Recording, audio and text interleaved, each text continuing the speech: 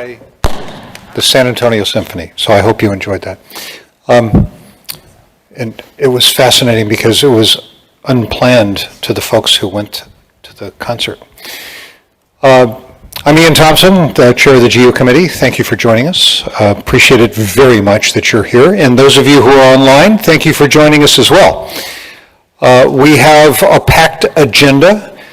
This morning earlier, we had a truly outstanding, Dan and James, thank you very much for putting that together. It was a fabulous session on radiation oncology targeting oligometastatic disease.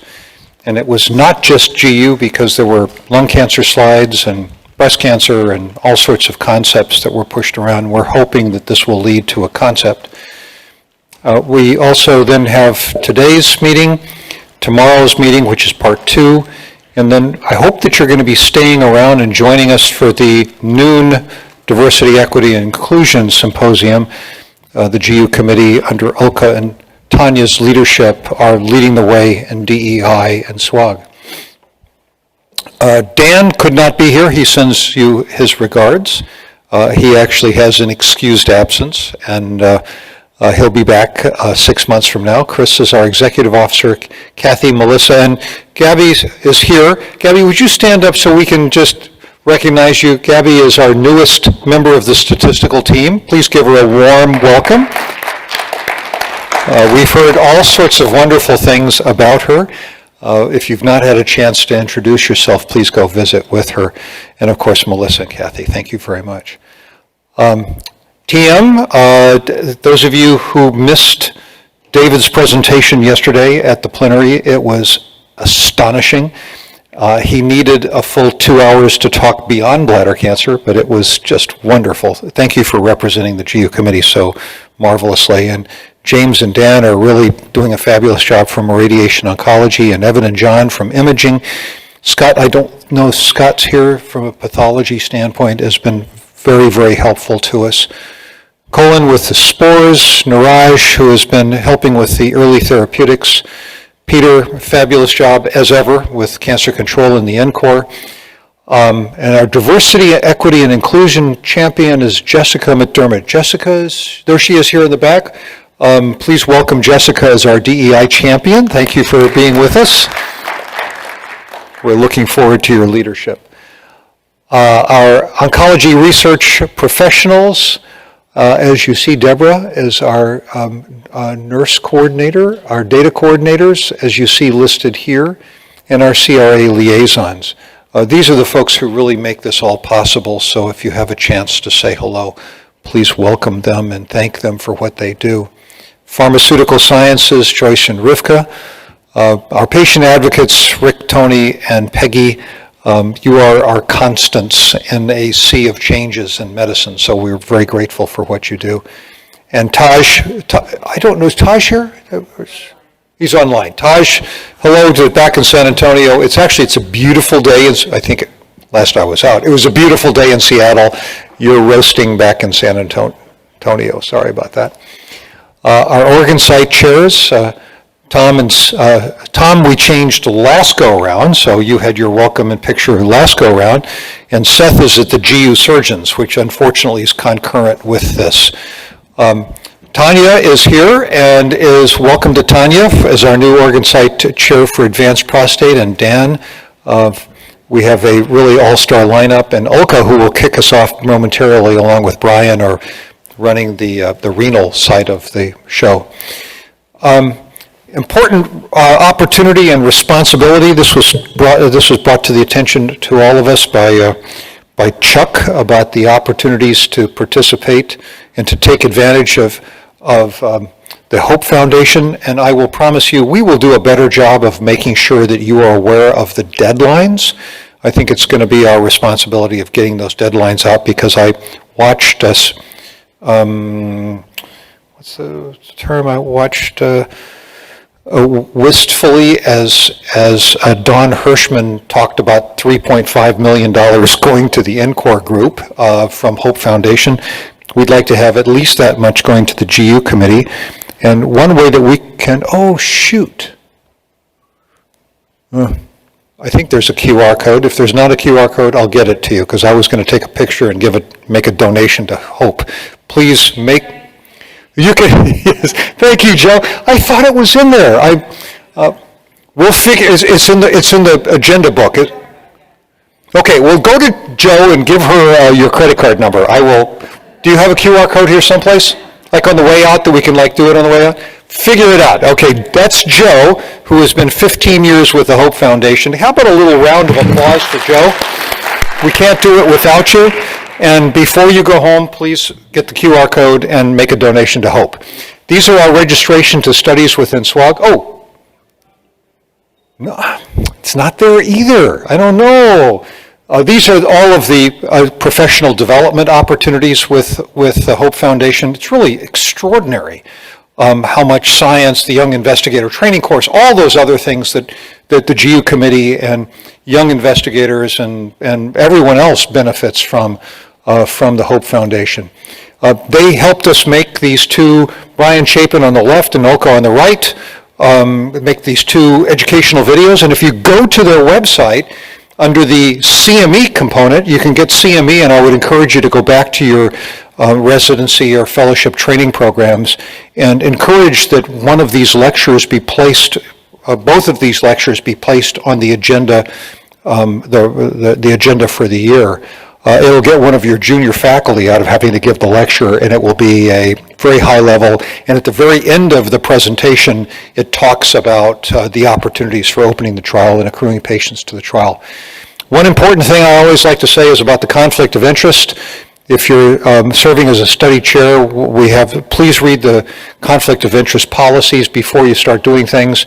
If the amount exceeds $5,000 from an entity that may have a relationship with the study, management plans are instituted, and if the amount exceeds $10,000, you can't serve as a study chair. So we all have to be cognizant of the perceptions of our role in overseeing scientific research and other potential conflicts.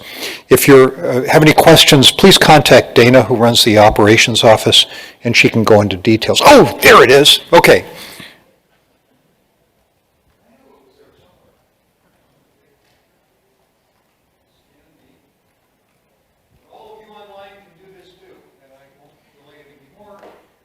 Make our contributions to the Hope Fund. I knew it was there somewhere.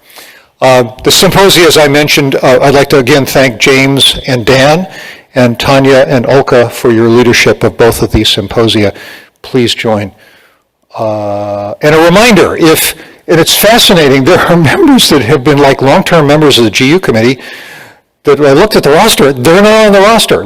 There's occasional person from now, but if you're not sure if you are a member of the GU committee, please email the operations office, that's protocols@swog.org, or you can email me and we can make sure that you are actually a formal member of the GU committee. And finally, for everybody, Oka, please come up and join us. We're all going to stay on time and we'll finish on time. Thank you very much for coming. Please welcome Oka, who's going to run the renal part of this or get us started. And this is a good place to talk from because you can see that.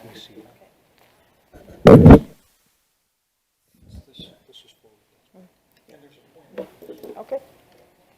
Hi, good afternoon, everyone. Okay, so in these times where we have a hybrid, we're going to start with localized renal, and Brian is going to be speaking. Okay, hi guys, sorry I couldn't be there, we just had a baby, and my wife would travel, but next time I'll be there. Let's put the next slide. All right, yeah, go ahead, Brian, start. Perfect, next slide. So just to kick off, I don't know if you want to hear that echo. Just to kick off, we're just going to go talk about Prosper, Everest, small renal mass concept, and just get some feedback. Deepak's going to just discuss a new kind of area. But we were asked by the Renal Task Force to just put up some of the priorities, just as people start formulating, next slide, the new priorities. This is next, just to kind of think about for either localized or metastatic. This is just new for this year. The task force has priorities which are as follows. These are ones to think of where we create new concepts. Next slide.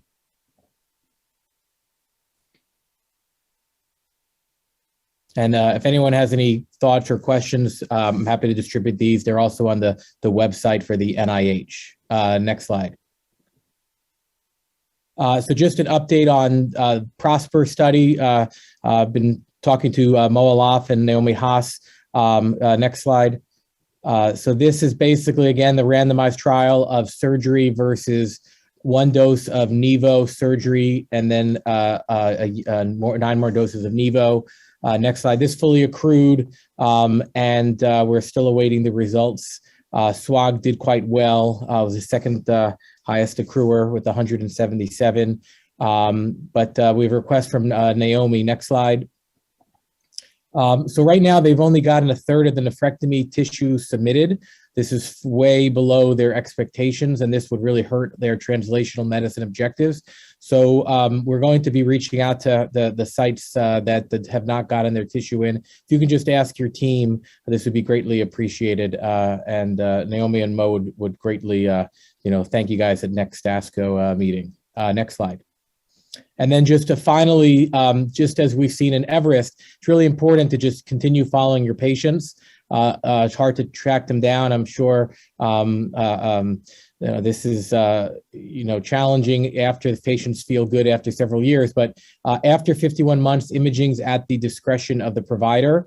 I think we all agree that high-risk patients probably should be imaged after. And then duration, there is survival follow-up. So patients should be followed for at least 10 years. Please continue to do so. And then patients, if they recur, we do also want to know their survival. So if the urologist has sent them to, medical oncologist, et cetera, please just still check in with the patients. Next slide. If Chris is here, this is a couple slides on Everest. Hello, okay. I'll just sit here. Oh, that's my picture when I was a little bit younger. Yeah. You didn't have to put that in, but thank you. So Everest, I think you're all aware, this is our adjuvant trial of 1 year of everolimus after nephrectomy for intermediate, or what we call intermediate high risk, which if you look at the breakdown, it's kind of lower risk these days. T1B, T2s were included. So next slide. This completed accrual in 2015, about 1,500 patients, and there were 4 built-in interim analyses on which we spent alpha, and 800. So what had happened, though, the events were not coming in; they started to tail off. So we amended the protocol a little over a year ago. The final interim analysis was conducted in spring of last year. And we had a drop dead date that if we hadn't reached 804 events, that we would do the final analysis in March of this year. And the final analysis was done at the very end of February. And next slide. So it has been submitted to ASCO. It will be presented at ASCO. I can't really say much more than that. We'll save all the details for the fall meeting. I hope you tune in at ASCO. I'll just say it's a long time coming, and it's like a fine wine. And hopefully we will all enjoy that wine for years to come, because there's a lot of things we can spin off of this in terms of sub-analyses. And a big part of that is what we're going to do with the TM, which Brian has been working on. So stay tuned, and people who are interested in diving into this data more, we should certainly get together and talk and see what we can produce over the next few years from this. So. And then clearly the adjuvant landscape has dramatically changed, and the team has been talking to the other alliance and the ECOG folks, but there are a bunch of new protocols that may be headed, that may be either intensifying, IO therapy, or potentially altering timing or duration. So nothing has moved forward, but our team is definitely talking to those other groups. Next slide. So just an update here for this randomized trial that has, this was a concept that came out of the clinical trial planning meeting in 2020 at Bethesda. Many people from our team, there were many other people from the other groups. And this was something prioritized in this past year's RFA, presented a task force, but it's kind of stalled, just waiting for it to get further developed in with the ops team. Just a brief summary of it. People have seen this before, just to kind of just show where we're at. Next slide. Clearly, we know there's over-treatment. There's more masses seen ever before, and a lot of these are indolent or wimpy. Next slide. We do know that there's specific harms. Next slide. That there's a lot of these patients do get treatment, and there's high morbidity and mortality. And we have a tool which is readily available, which is not used often, which is a biopsy. Next slide. And we do know we have high positive predictive value. We have low negative predictive value for having it not be cancer. And then in centers that biopsy all versus biopsy never, we know we can reduce the number of benign tumors removed. There's other data showing that patients who get a biopsy have less rates of treatment, but it's never been studied in a systematic fashion. Next slide. And the AUA does say that it is something to be discussed with the patients. Next slide. So here's just our schema. The kind of groups that have been worked on have been kind of small renal masses, patients who are a little older, those who have, you know, some life expectancy, and they'd be given the best available workup with potentially a biopsy. And intervention-free survival as a way to basically keep their kidney intact would be something analyzed with a landmark endpoint with a ton of secondary endpoints as well. Next slide. So just as the group has been kind of thinking, and obviously statistical considerations, Kathy will work on this with us as well. This is work that Susan Hallaby had done with us as part of the clinical trial planning meeting. And it will be a landmark analysis rather than a time to event analysis, which, you know, potentially it may not be uniform. And, you know, we do think that we could greatly increase the number of patients left alone without intervention by almost a double, with the hazard ratio of, you know, that's pretty high at 1.5. And this has come out to be about a 600 patient trial. Next slide. So just to kind of ask folks, you know, how will this trial be run? Next. Basically, patients would get the management recommended, and either they go for intervention or they go for surveillance. And after they had their intervention, they just go on standard of care follow-up. So it should be pretty easy for folks to do. And then if they're on surveillance, they're just followed by the same basically protocol, basically every 6 months until intervention. Next slide. And then you say, why would patients ever participate in this? Well, we have, you know, ideas to have really standardized videos for patients, standardized imaging, and we presented at the imaging committee to have a multi-phased MRI or renal protocol MRI, and have maybe an integrated biomarker that Ivan would be working with us to have performed, and then also standardized videos on management, standardized on, you know, number of course of biopsies and approach. And this would be, I think, helpful for patients, and maybe have them be more motivated to participate in this type of trial. Next slide. So just, you know, I'll show later, but Ivan's work is on this clear cell likely score. A lot of us get, you know, multiple phases, early and late. And his hypothesis is that the MRI would be non-inferior to a percutaneous biopsy to rule out really a clear cell kidney cancer. And the primary endpoint would be looking at the negative predictive value with this CCLS score 2, and then secondary endpoints looking at, you know, other metrics, including ability to predict clear cell. Next slide. His score is pretty easy. It's not something so challenging. They're looking at like evaluation on T2, the level of enhancement.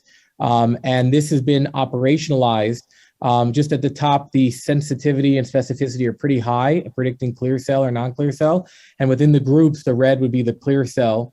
So the 5 and 4 are very, very enriched. And he has done, you know, work with NYU, with Ottawa, Michigan, and they've had pretty good inter-observer, you know, scores. Their kappa values are high, and this is something we think we can easily add in. Next slide. And this is just their data. It's a little bit less in his hands, but still very good. Next slide. So, go back. So if anyone has any comments, or motivate to help, definitely open to some suggestions. And we're hoping to work with Kathy and the team this year to start writing and getting this protocol through.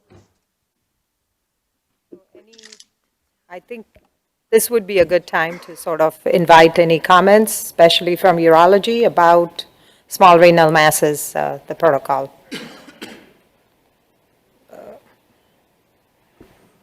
How are you estimating the 10-year survival? So we've actually thought about something like calculator with the Charleston morbidity score, but the group of people coming together thought, the AUA has some language about you would consider treating someone that has, significant life expectancy. So I think it's reasonable to say, treating urology, you think the patient has sufficient life expectancy to justify potential treatment. Okay. So, Brian? Yeah. Just curious about the task force, its thoughts on all of this. Are pretty much everybody lined up and ready to go? Or are there alternative designs that are kind of bouncing around? So the task force, or most of the task force, and members of the steering committee and the statisticians, designed multiple protocols at the clinical trial planning meeting. This was the one that was deemed most feasible, and this was the design. This design was discussed at the task force, and there was uniform support. Seth and Kevin Kelly have seen this, and the steering committee have had broad support for it. So I don't think it's going to need to change that much, but we'll see once Kathy and the team get their hands on it. We'll see. We're definitely willing and open to things. It will have to head back through the normal mechanisms as well, but I'm sure Kathy could make it better. But Susan and Jared from the steering committee, the statisticians, have kind of sunk their teeth in. Jeff commented, is the MRI incorporated? Yes, so I think most of these patients won't have triphasic imaging. Most of the patients, looking at our data and other data, come with just a CT scan with contrast, or with and without, or CT urogram. Most patients don't have a triphasic scan, and we're hoping to have the MRI covered in this if we get the BIQ application funded. And then Ryan had a comment about, do centers that always biopsy would be willing to randomize?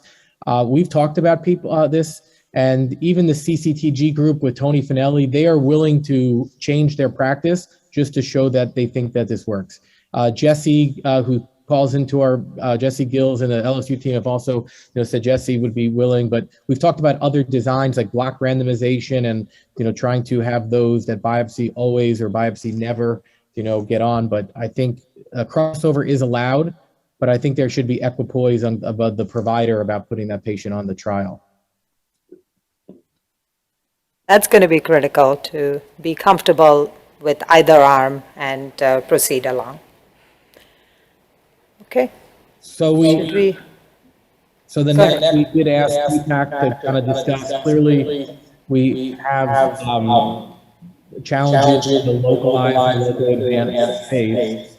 And we want Deepak just to present the potential concept, just to get people to think about, can we develop a different area for either future RFAs in this area of the tumor thrombus. So Deepak, all yours. Right, thank you. Can we go back to the slides on the main screen? Perfect. So thanks for that introduction, Brian. So we're exploring the concept of neoadjuvant systemic therapy prior to resection for high-risk kidney cancer. And historically, that's been looked at in 4 kind of different groupings. And there are some active clinical trials in each of these cases. So look, one is the concept of making the unresectable resectable. Click, next slide.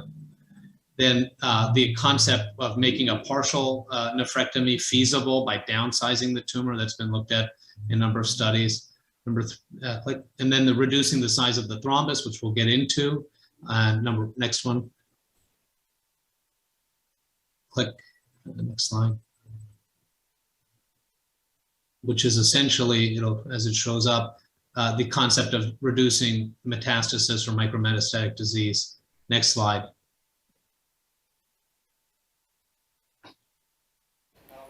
Can you guys, I just need somebody to click. There we go. Then you can go to the next one. So the case for neoadjuvant protocol for IBC tumor thrombus, well, we know that there's very poor evidence, poor levels of evidence for this. It's a rare tumor. Certainly there's a publication bias for certain large volume centers. Majority of studies are non-randomized, case series. There are some comparative studies, but that's not true throughout.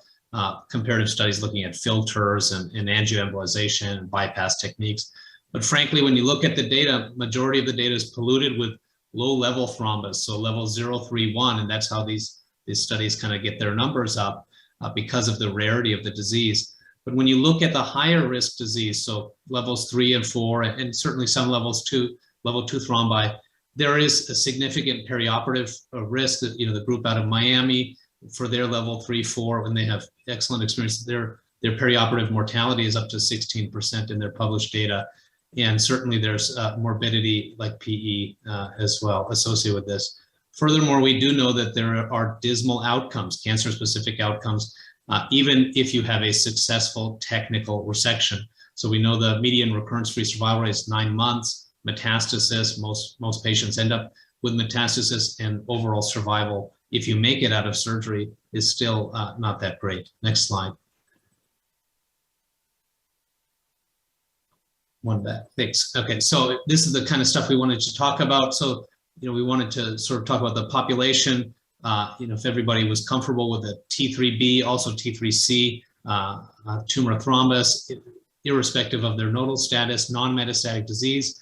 We wanted to talk about the design. A lot of the studies in this space have been phase 2, single arm, but would people, feel strongly for a phase 3 randomized trial, which may have some difficulty in accruing.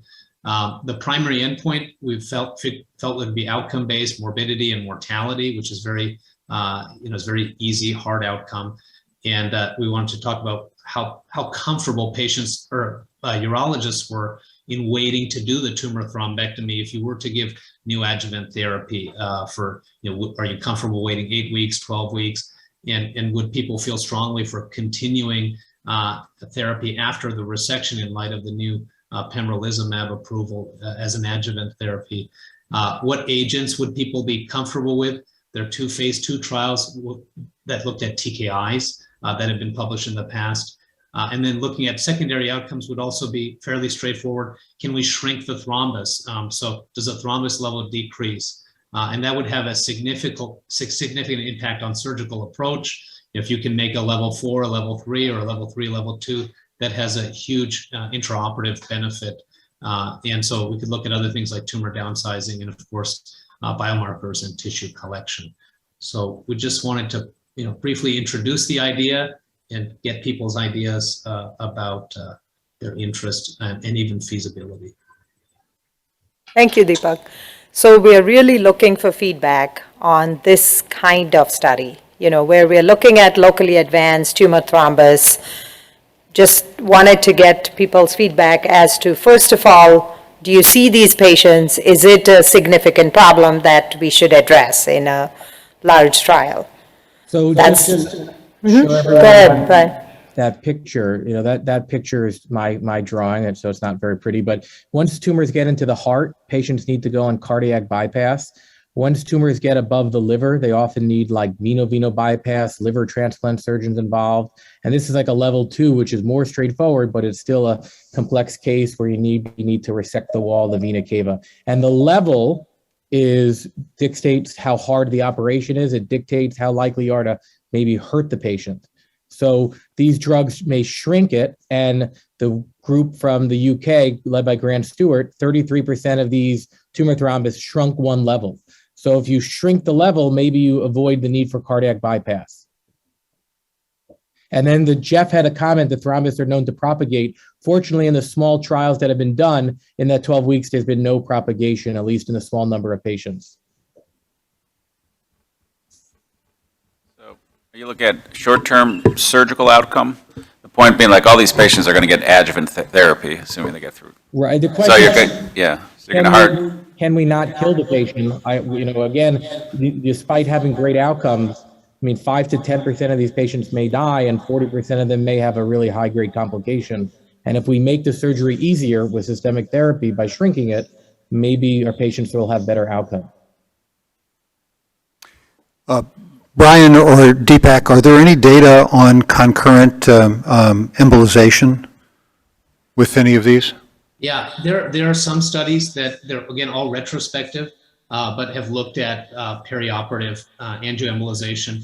And generally that's discouraged. And so I don't, as in this kind of study, I don't know if there would be as much of, I guess, interest from a lot of the urologists that do these kind of cases.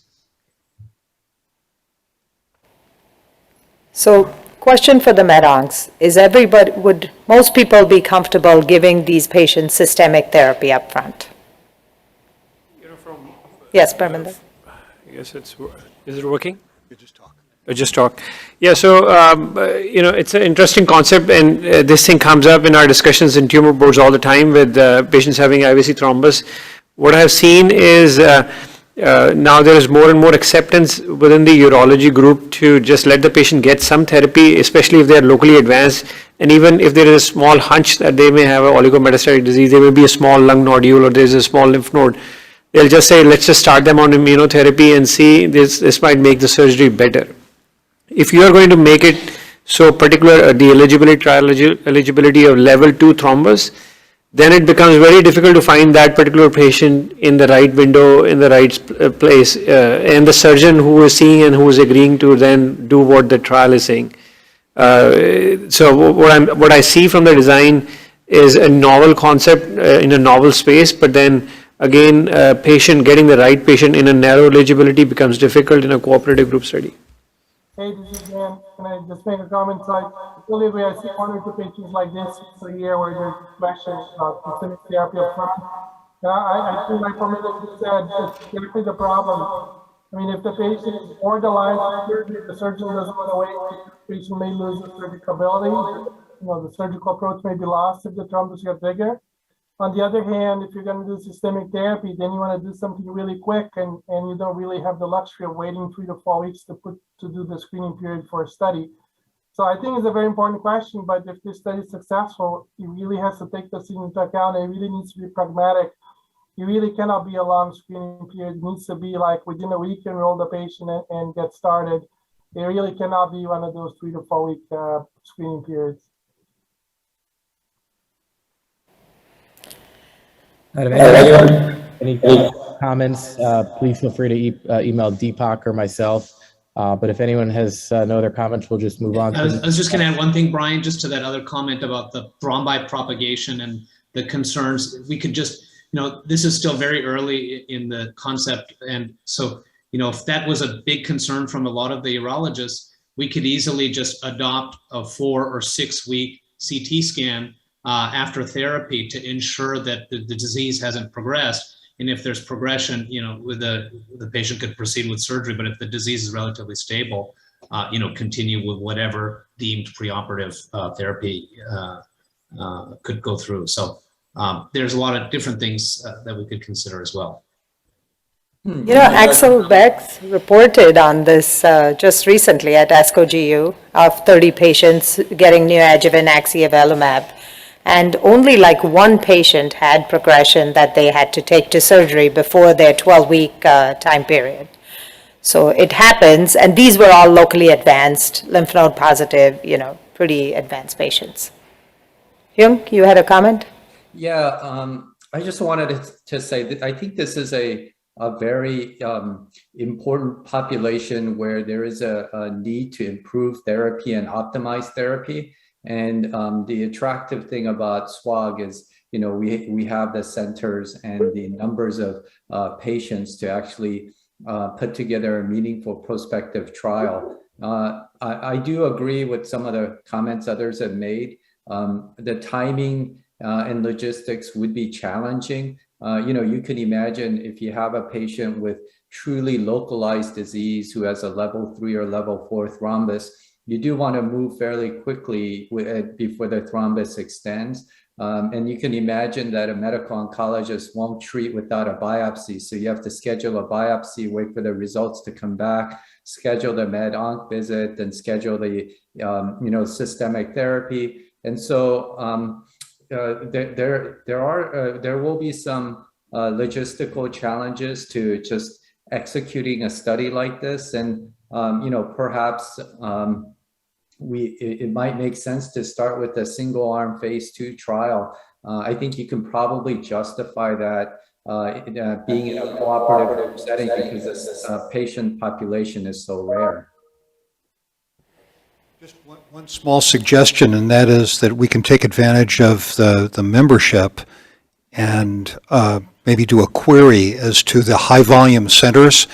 And then Deepak and Brian, what you can do is put all those people on a Zoom call and empower them all to participate in the design of the trial.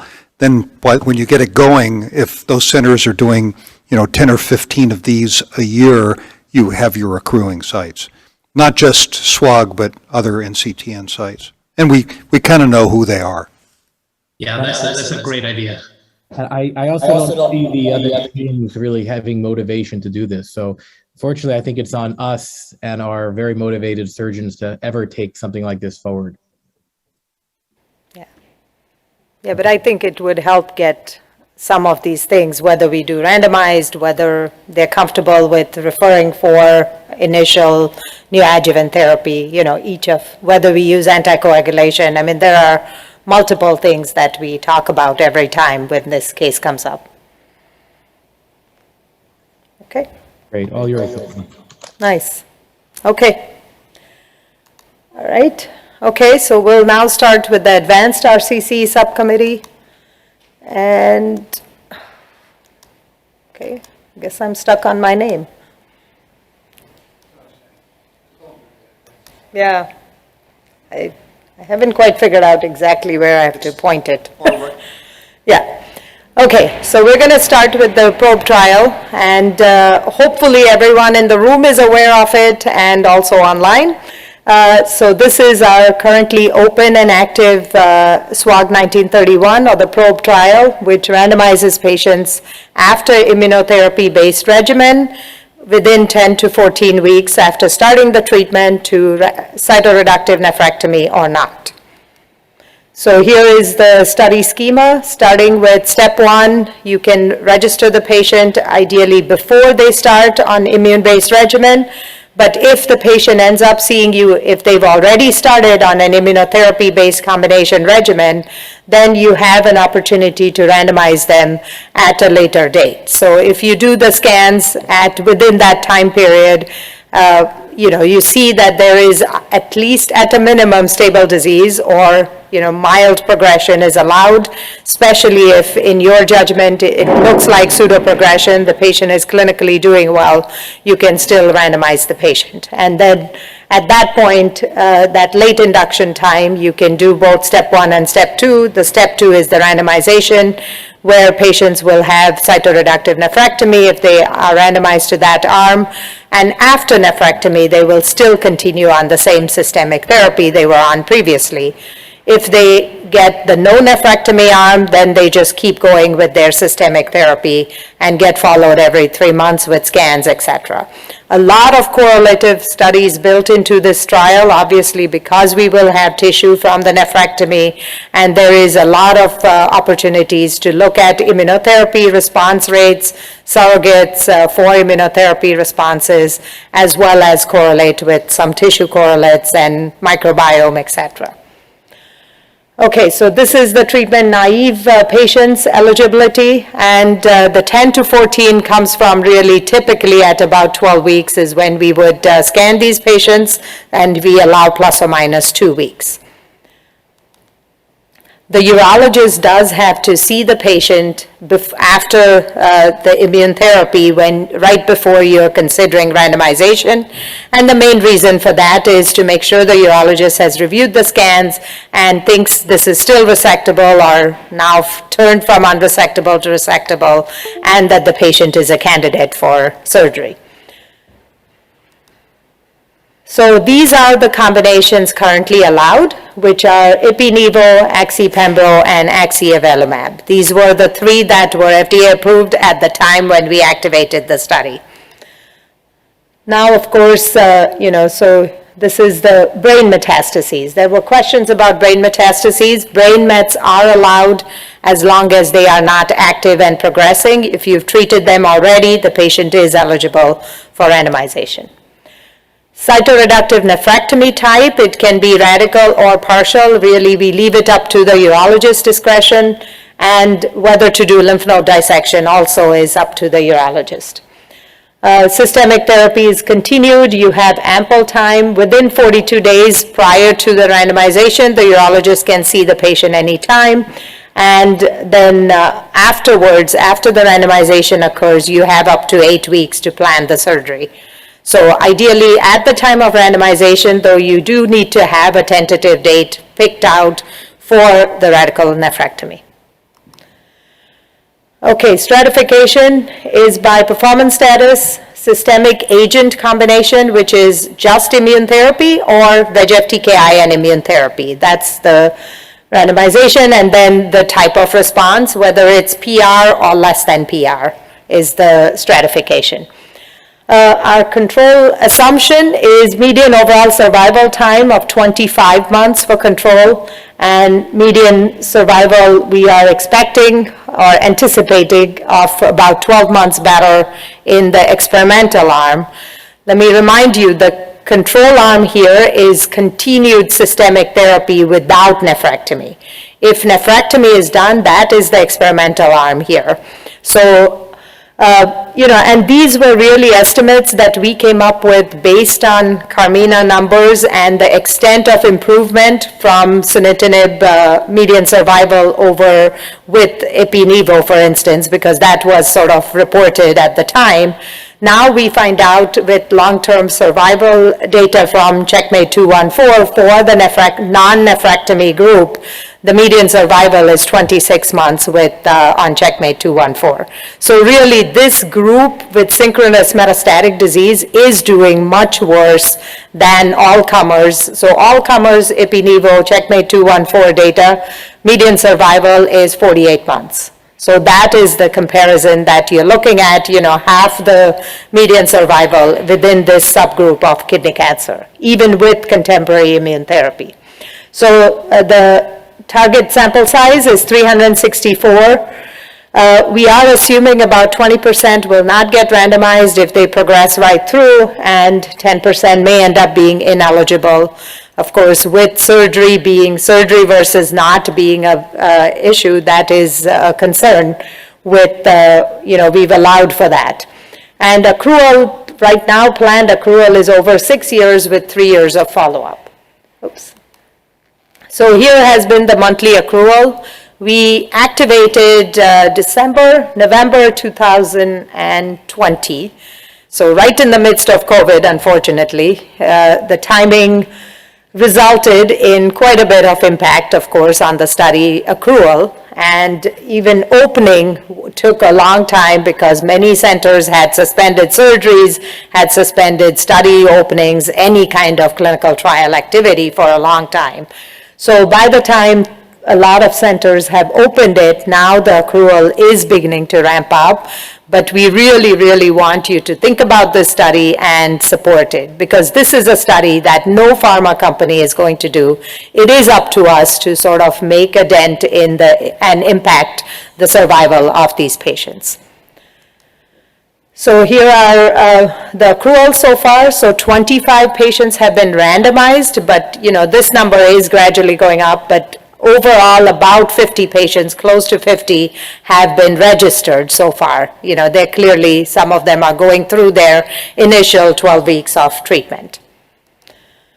Here is some of the accrual numbers back in February when we had our GU ASCO meeting, and we had a meeting trying to see what the problems were, trying to resolve some of the kinks in the study, because there are some timeline issues that do need to be, kept in mind and worked around. Efforts to get the word out. Huge thanks to the Hope Foundation. I don't know if Joe left, but,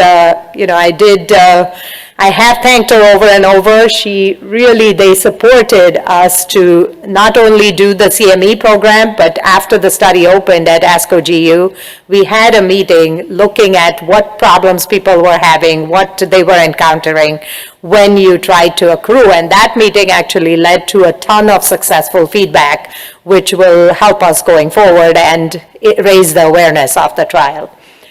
We published a review paper about the study. We have the CME program video, which hopefully, a lot of urology colleagues and medical oncology can use for their fellows, for training, for residents, as well as faculty, to consider the study and the role of cytoreductive nephrectomy for a lot of multi-disc programs.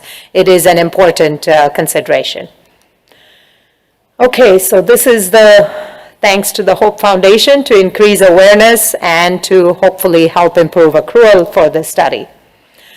Okay, so the next amendment, the big questions we've been getting probably over and over is whether we are going to add some of the other regimens that got FDA approval within the last year or two. So the two FDA-approved regimens now are Cabo-Nivo from Checkmate 9ER and lenvatinib pembrolizumab from the CLEAR trial. So both of these are now incorporated in the next amendment, which hopefully you guys should be getting it fairly soon to all the sites. Obviously, if you're just beginning to open the study, then you will open it with this new amendment, which will make it very convenient. The other big feedback we got, and clearly with COVID, reducing the number of visits back and forth to the infusion sites became a priority. So allowing pembrolizumab given every 6 weeks, which will improve convenience for the patients also, besides, lowering the burden of coming back and forth to the sites. So relaxing the timeline was another thing that we were told. We decided to sort of stick with that 12 weeks window, because that is sort of when most of the responses were seen, especially with the newer regimens, Checkmate 9ER and Len-Pembro also, tend to produce fairly rapid responses. So we didn't think that continuing to prolong that timeline would be helpful. And then happy to hear any other challenges that you want to bring up. So the next other things that will be hopefully incorporated, and that will not be coming in this amendment, but we have those slated, is there is a PRO that we have planned looking at expectations of cure for kidney cancer with the changing types of treatment. And then we have incorporation of radiomics plan to predict, sort of to act as better surrogates for predicting immune therapy responses or long-term outcomes on CAT scans.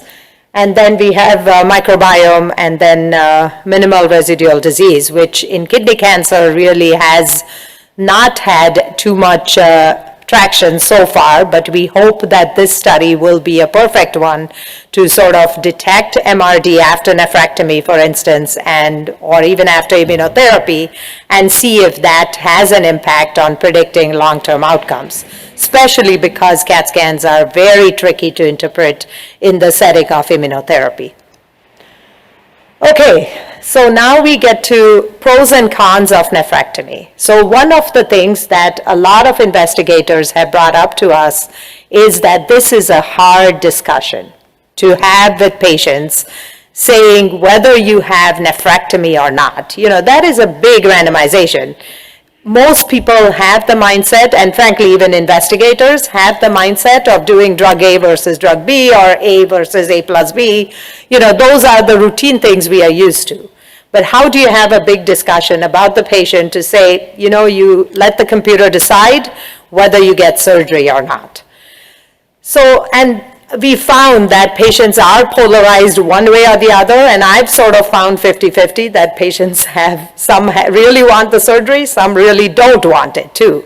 So that is, I think we can start with the pros of nephrectomy and the cons. It is important to stress to the patient that the standard regimen right now with Carmina study reported is to not do nephrectomy. So the addition of surgery is really what we are looking to see if that improves. And clearly the surgery has its own issues with possibility of complications, possibility of lowering kidney function, etc. But is it worth it to do that surgery to improve survival? That's really what we're trying to get to. And I think I would like feedback from this group to see if we should make a video. Would anything like showing a little video clip, would that help you with talking to your patients or, bringing this up to your patients? Just give me feedback about what you're encountering, and, we'll try and work on helping you through that. So if you think that a video would be helpful for counseling patients, please send Olka an email or send anybody here an email and get it to us so we can, because I'm sure that we can have that taken care of. Yeah. I might have missed it, Olka, but what's the breakdown between patients being registered up front versus after induction therapy or consented? Well, so far it's hard to tell because a lot of them are still just going through that 10-12 weeks. So I don't have an exact breakdown as yet. But from what I saw in the numbers, about 3 or 4 have not made it to getting randomized because of brain mets, because of some. No, I mean, because you can enter you can consent patients before they start any treatment or Yes. after. Do we have Correct. an idea, like how many people are being consented after their induction therapy? No, 'Cause I haven't looked at it by that breakdown. My attempts at enrolling Yeah. people have been a little. No, I will look into that. I'll try and break that different down but I want to say right now it's about 50-50, but no, I haven't looked specifically at that breakdown. Yes, Peggy. I have a question in regard to the hesitation that seems very common with patients who naturally want to get the damn thing out. And at least in the patient forums, when they understand clearly that the chances are that their tumor is quite slow growing, that some delay is not going to put them at that greater risk than they are at that moment they hear this, is very helpful. And then part 2 of this, after hearing Ian's discussion that maybe this previous proposal could be reviewed by those people who do biopsies normally, could we also consider a notion of encouraging biopsies at this point so as to give that concerned patient and doctor more information as to the nature of that mass? So they, get reinforcement as to, one hopes it's a general, So, slow-growing nature. For this study, everyone gets a biopsy. Okay. They Thank you. have proven tissue before we, Good. because we cannot Sorry, I start shouldn't have systemic done therapy, no insurance will even approve Okay. unless we have tissue diagnosis. So, Thanks. Maha. Yeah. So, Oka, it's been years since I've done renal cell, but I think as I look at the story of it, I remember the days of the nephrectomy in the context of metastatic disease. That was an era where we hardly had effective treatment. Exactly. My question is why stick with the same old design? Why not allow patients to start systemic therapy? And if after X amount of months they have stable disease, then that is the time to go with the. No, that is the design. This is how it is? Everyone starts with systemic therapy. Okay. Yeah, our original design was pre and post, pre-nephrectomy and then systemic therapy, but we changed that after Carmina results came out. So everyone starts with immune-based therapy and then gets randomized. Olka, Yeah. you again, and you're the lead accruer for this study, and so can you just share with us at your site what are the discussions that you're having with the patients? What are the urologists telling the patients? What's worked for you guys? Yeah, I think a big buy-in and a huge shout out to the Michigan urologists, because they have just taken this on, and the moment they see a synchronous metastatic disease person, they contact us and say, you tell me what you want to do, how do you want to proceed with this patient, I'm not going to just go to surgery. So that, I think, has absolutely been critical to first take a step back, and I think they sort of set the ground for the patient to say, you know what, you really need systemic therapy first, because that is the big part of your management, and then we can decide if you are a candidate for surgery or not.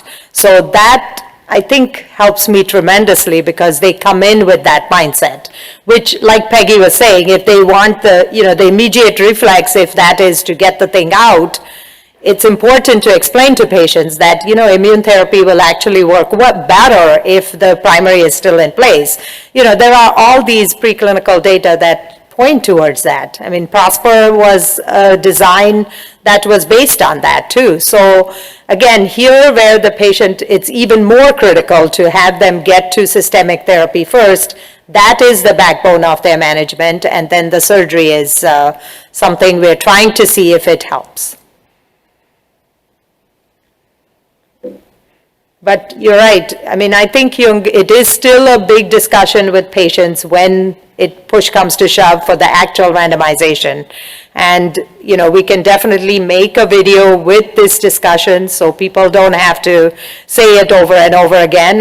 And also, I think if there's a video with Peggy, with a few of us sort of talking in that, telling them that, this is the background for the study design, maybe it will help you get that accrual and, talk to patients.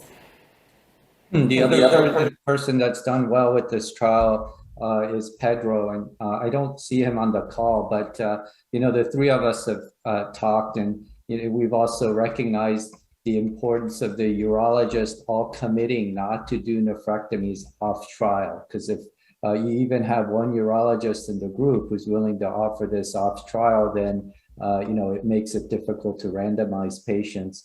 And it's also certainly easier to talk to patients when they come to you with a bias favoring surgery rather than not favoring surgery. So just kind of a few key things to keep in mind.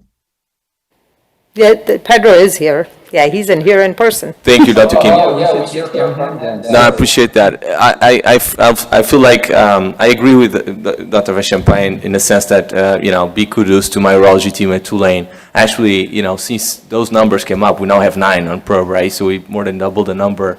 And that's really because of the urology team. That's what it is, right? So they call me and say, hey, Pedro, is this patient eligible, yes or no? And, we see everybody, right? That's how we work. We're together. Yeah. So I think that's something in common, and I think others will find it. I have to say that I'm biased because I do believe in this design. It makes a lot of sense. And we kind of get to select the good actors from the bad ones, right? Because someone who's not going to do well during the first induction, 12-week induction of systemic therapy is probably not a good candidate for surgery, right? Okay. Whereas if they're doing fantastically well, then you get the opportunity to remove the primary tumor. So that's something that is a good sell. I use the video for PROSPER quite a bit. So all the patients, I think we had 10 or 11 patients on PROSPER, and all of them I used to step out the room, get my team in there, but get the video for the patient and come back afterwards, okay, right? And not to look at them while they're watching the video. And that was really effective. So wondering if a video for Pro would be helpful. And again, it's just to highlight that, if you're working in your sites between medical oncology, urology, I'm sure that relationship is good, and if it's good, you're going to find patients that are great candidates for this study. Yeah. And yes. Just wanted to follow up on Chris's question. It's about 70% patients are immunotherapy naive when they enter the trial.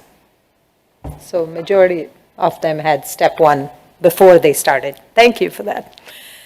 And, Clara, could you comment? Because I know you guys definitely, when we did the presentation at at Henry Ford, they brought up to me that a video or some kind of communication for the patients would be helpful. Yes, I don't know if you can hear me, but yeah, I agree. I mean, I think even if not a video, some type of patient-friendly material. I think at the plenary, they had mentioned we have like a new medical writer, so maybe using her services, I think may be useful. I think certainly the use of patient advocates to, you know, focus groups to figure out, and you had mentioned the sort of the polarized. I certainly have experienced that with some patients. You know, they've finished or close to finish their induction. Now their scans actually are looking good, and now they don't want the surgery anymore. I've definitely had those instances, and then the other ones too, where they're like they would find a surgeon who would give, you know, do the nephrectomy off trial. You know, that's how motivated they are. So I think trying to reassure the patients that this is truly, there's truly equipoise, and there's a real reason we need to do this study to get get the answer. No, thank you for that feedback, Clara.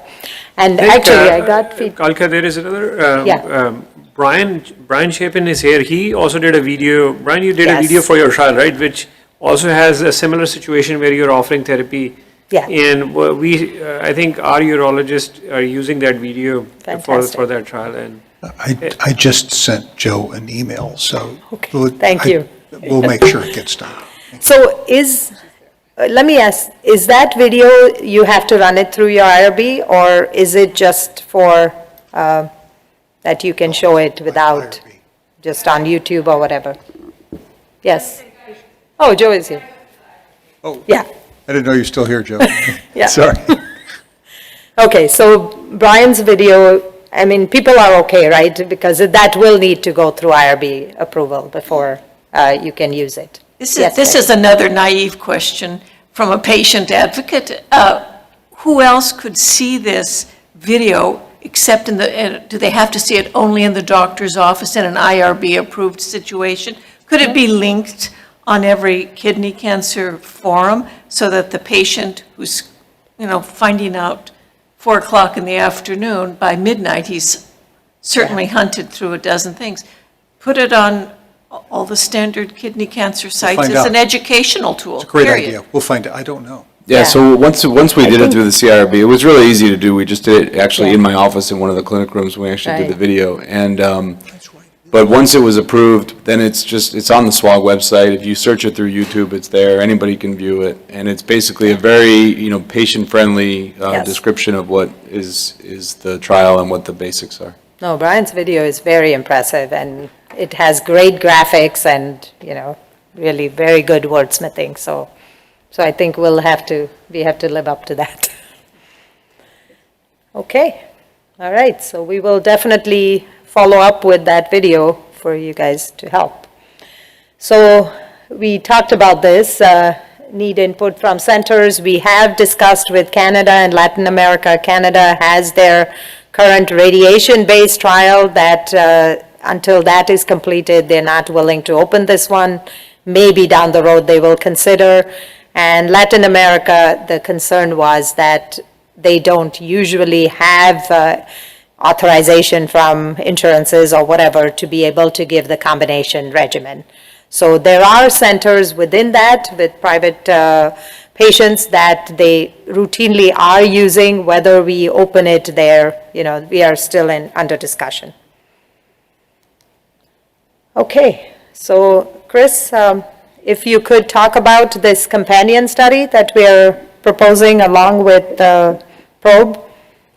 Yeah, sure. Hi, everybody. So this is our companion study that we have developed during the SWOG Young Investigator Training Program, assessment of quality of life and expectations of cure. So based on our preliminary data, we have seen that patients tend to overestimate their cure rate. Next slide, please. And so we developed this study considering the SWOG 1931.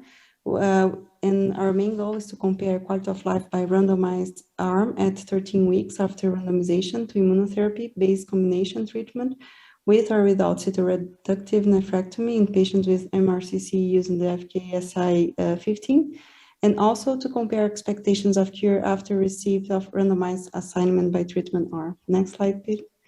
So patients will be assessed for expectations of cure, anxiety, and quality of life before randomization, after randomization, at week 5 and at week 13. Next slide, please. So all patients must be eligible for the clinical component of the study, and they must be able to complete the quality of life patient-reported outcome measures in English or Spanish. They will be assessed using one question about their expectations of cure, the PROMIS Anxiety 8A, and the FACT Kidney Symptom Index 15. All assessments will occur during their appointment.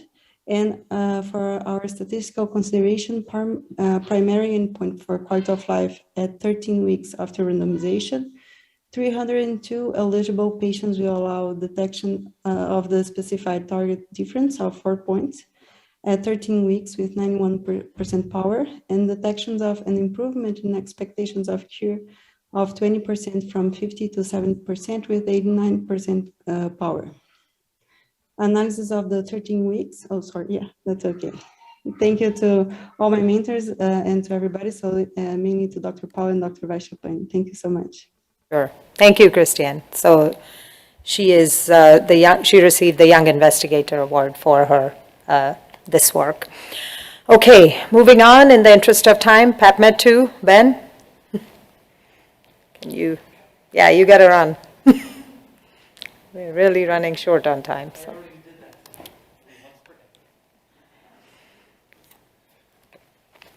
Even though we're short on time, I have to give a shout out to the SWOG Young Investigator Training course, after hearing about her participation. This trial also is a beneficiary of that program, and it's spectacular. And anyway, I'm grateful for all the support that SWOG provides to allow that program to continue. So a brief update on where we are with PAPMED 2. As a brief reminder, this is the schema of the trial. So it's for patients with metastatic papillary disease.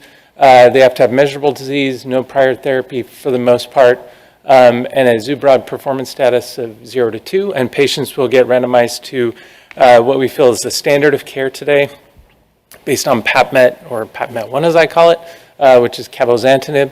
And alternatively, the investigative arm is cabozantinib plus atezolizumab. The primary endpoint is progression-free survival with a few key secondary endpoints of overall survival, objective response rates, and safety.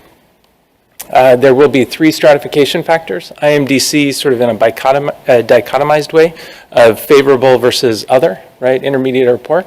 Sarcomatoid expression also dichotomized between present or 0, absent. And then prior systemic therapy, right, because now patients may have been exposed to, for instance, adjuvant pembrolizumab, et cetera. What do I push? Next slide, please. Next slide. Apparently I need help too. Okay. I'm going to rush you through this. So we've talked about this a couple of times, but very briefly, it's a little over 170 patients that will be randomized. Next slide. So here we will need all hands on deck. This is a rarer subtype within kidney cancer. And to help us with that, similar to the success that we had, that Monty had with PAPMET 1, we're already reaching out to the Canadian Clinical Trials Consortium and getting their involvement so we can try and enroll patients from there as well. There's been some very preliminary thought about reaching out to some other international sites as well, but again, as of what's more mature and developed right now, it's going to be open in the United States and very likely Canada. Okay. All right, thank you. All right, thank you, Ben. So stay tuned for the papillary kidney cancer next generation study. We established the standard frontline therapy for papillary, and now we're building on that. Okay, the pedigree study is Alliance with SWOG opening it, and it is doing well. 624 patients so far accrued out of, I think, they plan on doing like 1,000, 1,200 or so. So with COVID, of course, COVID vaccinations, this goes for all studies, by the way. It's okay to get COVID vaccination, boosters, et cetera, through any of the treatments, at least that we've presented today. So this is an adaptive randomization study for everyone gets only ipi-nivo, and then they get randomized depending on their response. So here is a study email address, and here is everyone. I will now ask Dr. Parikh to present. I'll just stay Yeah, here so that please. we can keep moving along. Yes. Can you hear me okay? Yeah. Okay. So reminder from last time, the AARON 1721 trial is a trial looking at translocation subtype RCC. It was closed the last time we presented this in October. So if you go to the next slide, we'll talk about the amendments that have gone through to hopefully help accrual to this important study. So if you go to the next slide, one of the big issues was that there was a single arm axitinib, there was a axitinib single agent arm on this study. So the amendment has dropped that arm, and now patients either will receive nivolumab or nivolumab plus axitinib.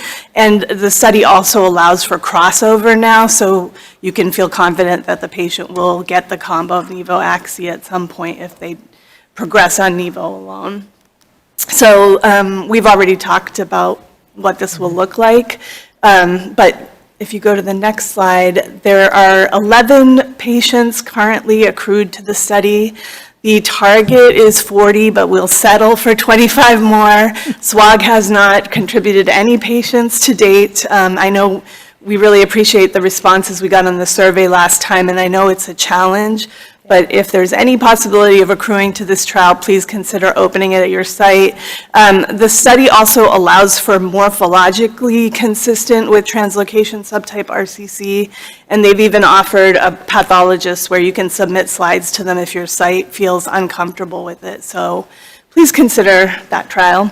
In slightly better news, the next trial that I have to present is the RADICAL study. Okay, guys, please advance. It's not advancing. Well, it will. So just a reminder, the RADICAL study evaluates cabozantinib versus radium-223 plus cabozantinib. And the enrollment back in October was 18, and our target is 210. This study also underwent an amendment, so now only one bone lesion is necessary to enroll onto the trial, and there's no limit to prior therapies. You just can't have received cabozantinib before, and they reduced the hemoglobin threshold to 9 as well, and that can be transfusion supported. So we are now at 31 patients for this study. SWOG has contributed 6. Thanks to Stephanie and Pedro again. All right. But we'd love to see more people on. UC Davis has done 4, so I know you guys can do it if we can put 4 on. I know everybody else can contribute too. So thank you. Can you guys advance again? Okay. All right, Pedro, you have 2 minutes to introduce your concept. Hello, everyone. Thank you for the opportunity to be here. I'm going to be really quick. So if we go to the title, it's basically a new concept or proposal we have today. So we're thinking of doing a randomized trial, cabo-nivo versus nivo. Just a quick update on the background. We know we have IO-based combos in the metastatic setting, right? You know, if we've been talking about ipi-nivo, cabo-nivo, axi-pembro, axivalimab, lenf-pem. And then what we do is, unfortunately, most patients end up needing subsequent lines of therapy. Usually that's target therapy, right? And that's what we've been doing. What's provocative is data from the group from Memorial, Dr. Lee and colleagues, right? They did a single-arm phase 2 with a combination of lenvatinib and pembrolizumab. This is not a clear data. This is for the second line. So it's post-PD-1, PD-L1 data, if you will, setting. And you'll see response rate above 50%, right? Whether you see conventional resist or immune resist. And so there's definitely activity of an IO-based combo following prior IO therapy. The other story has to do with the adjuvant, right? I'll show in a second the slide about the adjuvant pembro we saw, but that's probably the first of many. It's kind of the wave in the adjuvant setting. You know, we had Prosper that we all helped. We have adjuvant atezo. We have combination with ipi-nivo, durva-tremi. You know, and so we're gonna see what's gonna play out. But the point is, you know, there's a good chance that pembro might not be the only agent with activity in the adjuvant space, right? And so the data is Dr. Shreddy just presented these data a few weeks ago. These updated data, and you'll see here for disease-free survival, which is a primary endpoint, about 10 or 11% absolute difference in terms of DFS, and then quite steady the difference in survival, immature for survival, yet as a ratio dropped to 0.52. And as you probably all of you guys in the room are familiar with, the FDA approved this agent, and we are using it in clinical practice, right?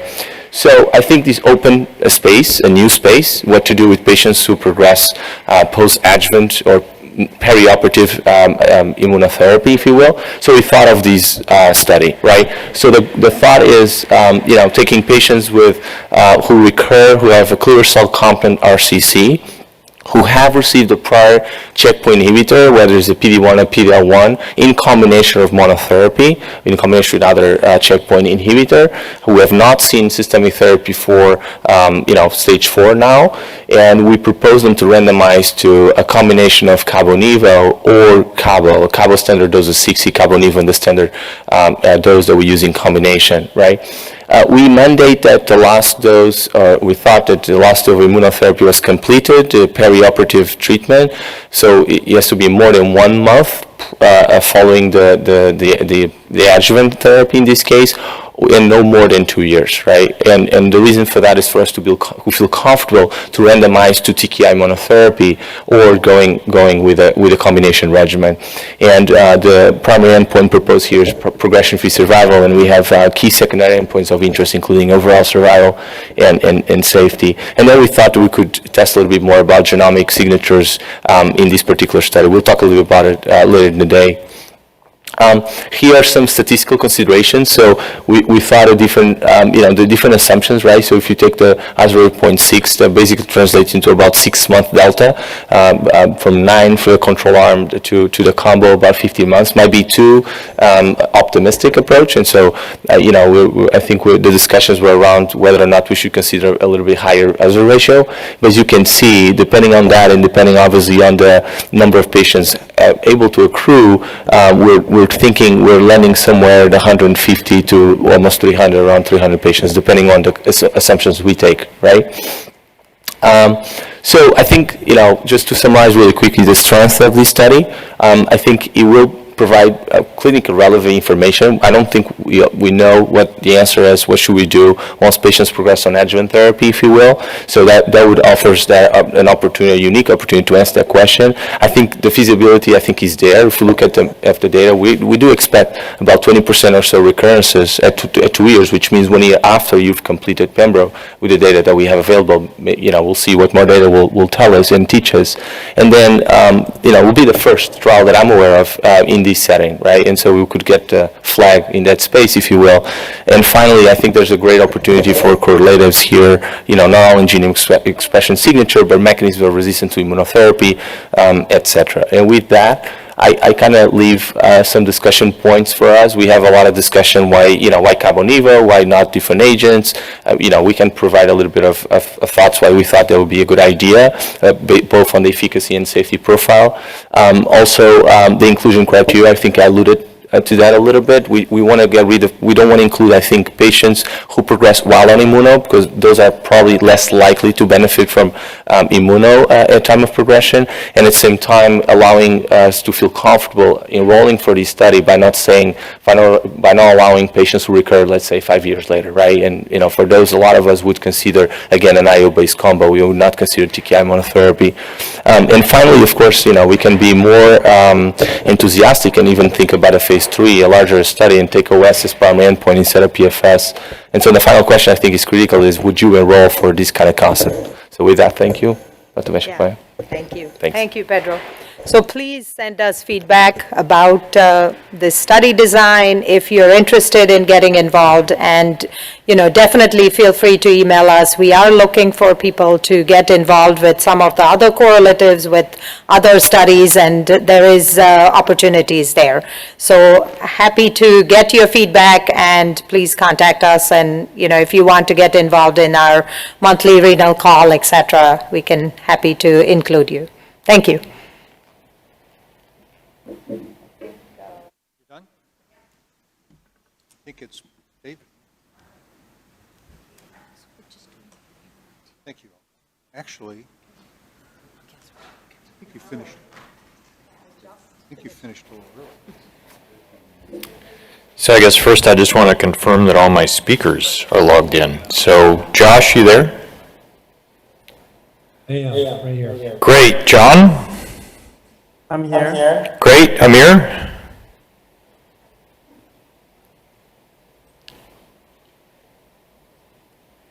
John, you know if Amir is on? I saw his name. Okay, maybe he's muted. He's got a little time to figure out how to get unmuted. And then finally, Monty? Okay, we'll see. So I'm going to go ahead and run the slides. And the runner show is going to be Josh is going to start. John Yu from Amir Goldkorn's lab is going to go second with a bit of a focused spin-off of 1314 again. And then hopefully Amir, and then hopefully Monty. And they've got a little time to get logged in. So, Josh, can you see the first slide? I can. Looks great. Great. You just tell me next slide and I'll advance. Okay. Thanks, David. I'm just going to provide a high-level overview of some updates on our trials. Go ahead and advance.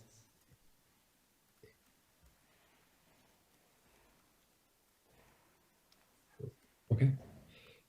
Is that the first slide, David? There we go. Yep, so for 1314, a lot of really exciting work going on in this space.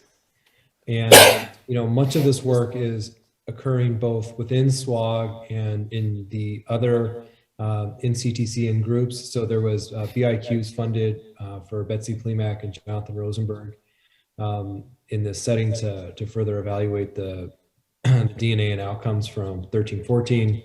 As well as with our group, the RNA expression profiling that is being worked on by Dave McConkey and William Choi, comparing expression subtyping as well as response.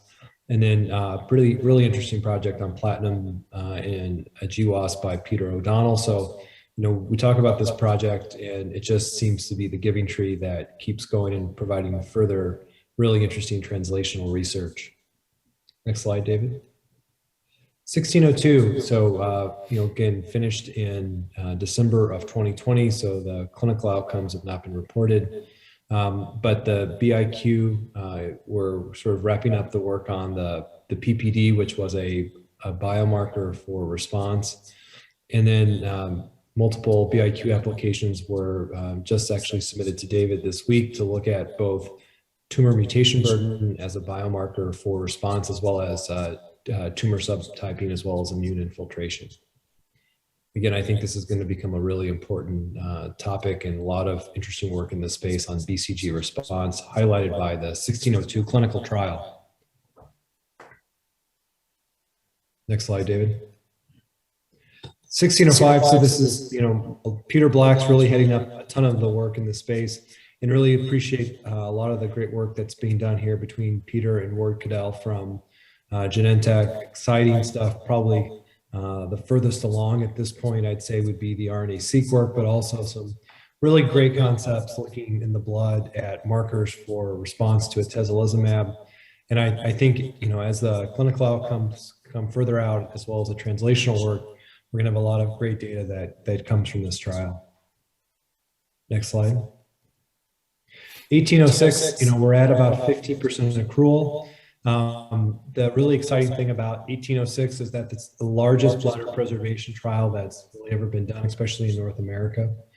And it's really a group effort with everyone contributing patients and everyone involved in it. The TM that we developed in 2018 was really every group putting someone together on this trial to think about what would be the best science.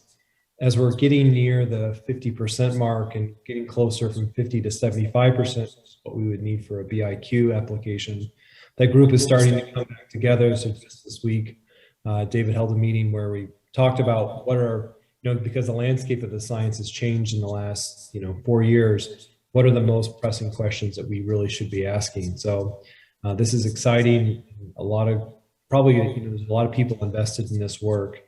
And so I think, again, this is going to be an exciting area.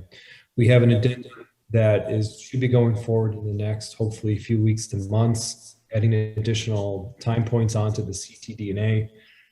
That, when we started the protocol, really wasn't a biomarker, and within the last year has become an important predictive biomarker as well as prognostic for patients with bladder cancer and muscle invasive stage. So we'd like to put time points on at 12 and 24 months. And so that addendum is moving its way through. Thanks, Josh. Any Burning questions? Okay. John, go ahead. Can you see your slides? Yep, could you hear me? Yes. So just say next slide when you want me to advance. Thank you. So thank you for inviting. So today we're going to share our research result on cell-free DNA methylation as a predictive biomarker of response to neoadjuvant chemotherapy in patients with MIBC in SWOG S1314. So this study is an abstract that is going to be presented in the oral abstract session in upcoming ASCO annual meeting. Next slide, please. So everybody should be very familiar with the S1314 research schema. So what we did at USC is that we collected plasma before first cycle of chemotherapy and before second cycle of chemotherapy. We call this a pre-treatment plasma and an untreatment plasma. And then the question we're asking is whether we can use cell-free DNA methylation to predict and monitor chemotherapy response in bladder cancer patients. Next slide, please. So before we do the methylation, cell-free DNA methylation study, the first question we had was what assay are we going to use to characterize the methylome? So we decided not to go for the more modern, like sequencing-based approach, like whole genome bisulfite-seq, because it's too expensive. And then we did not go for the modern, also other modern technique like cell-free DNA, immunoprecipitation sequencing, because that also involved more specialized expertise. So we went for this microarray. Currently we're using the EPIC microarray. This is commercially available, robust, with a well-established data analysis workflow, should be easily reproducible if any other group have a cohort that want to replicate our study. So before we put our patient samples on the microarray, what we did is that we performed a 2 healthy donor lead-in with different amount of cell-free DNA to input to the microarray. As you can see, the cell-free DNA from the same donor are clustered together.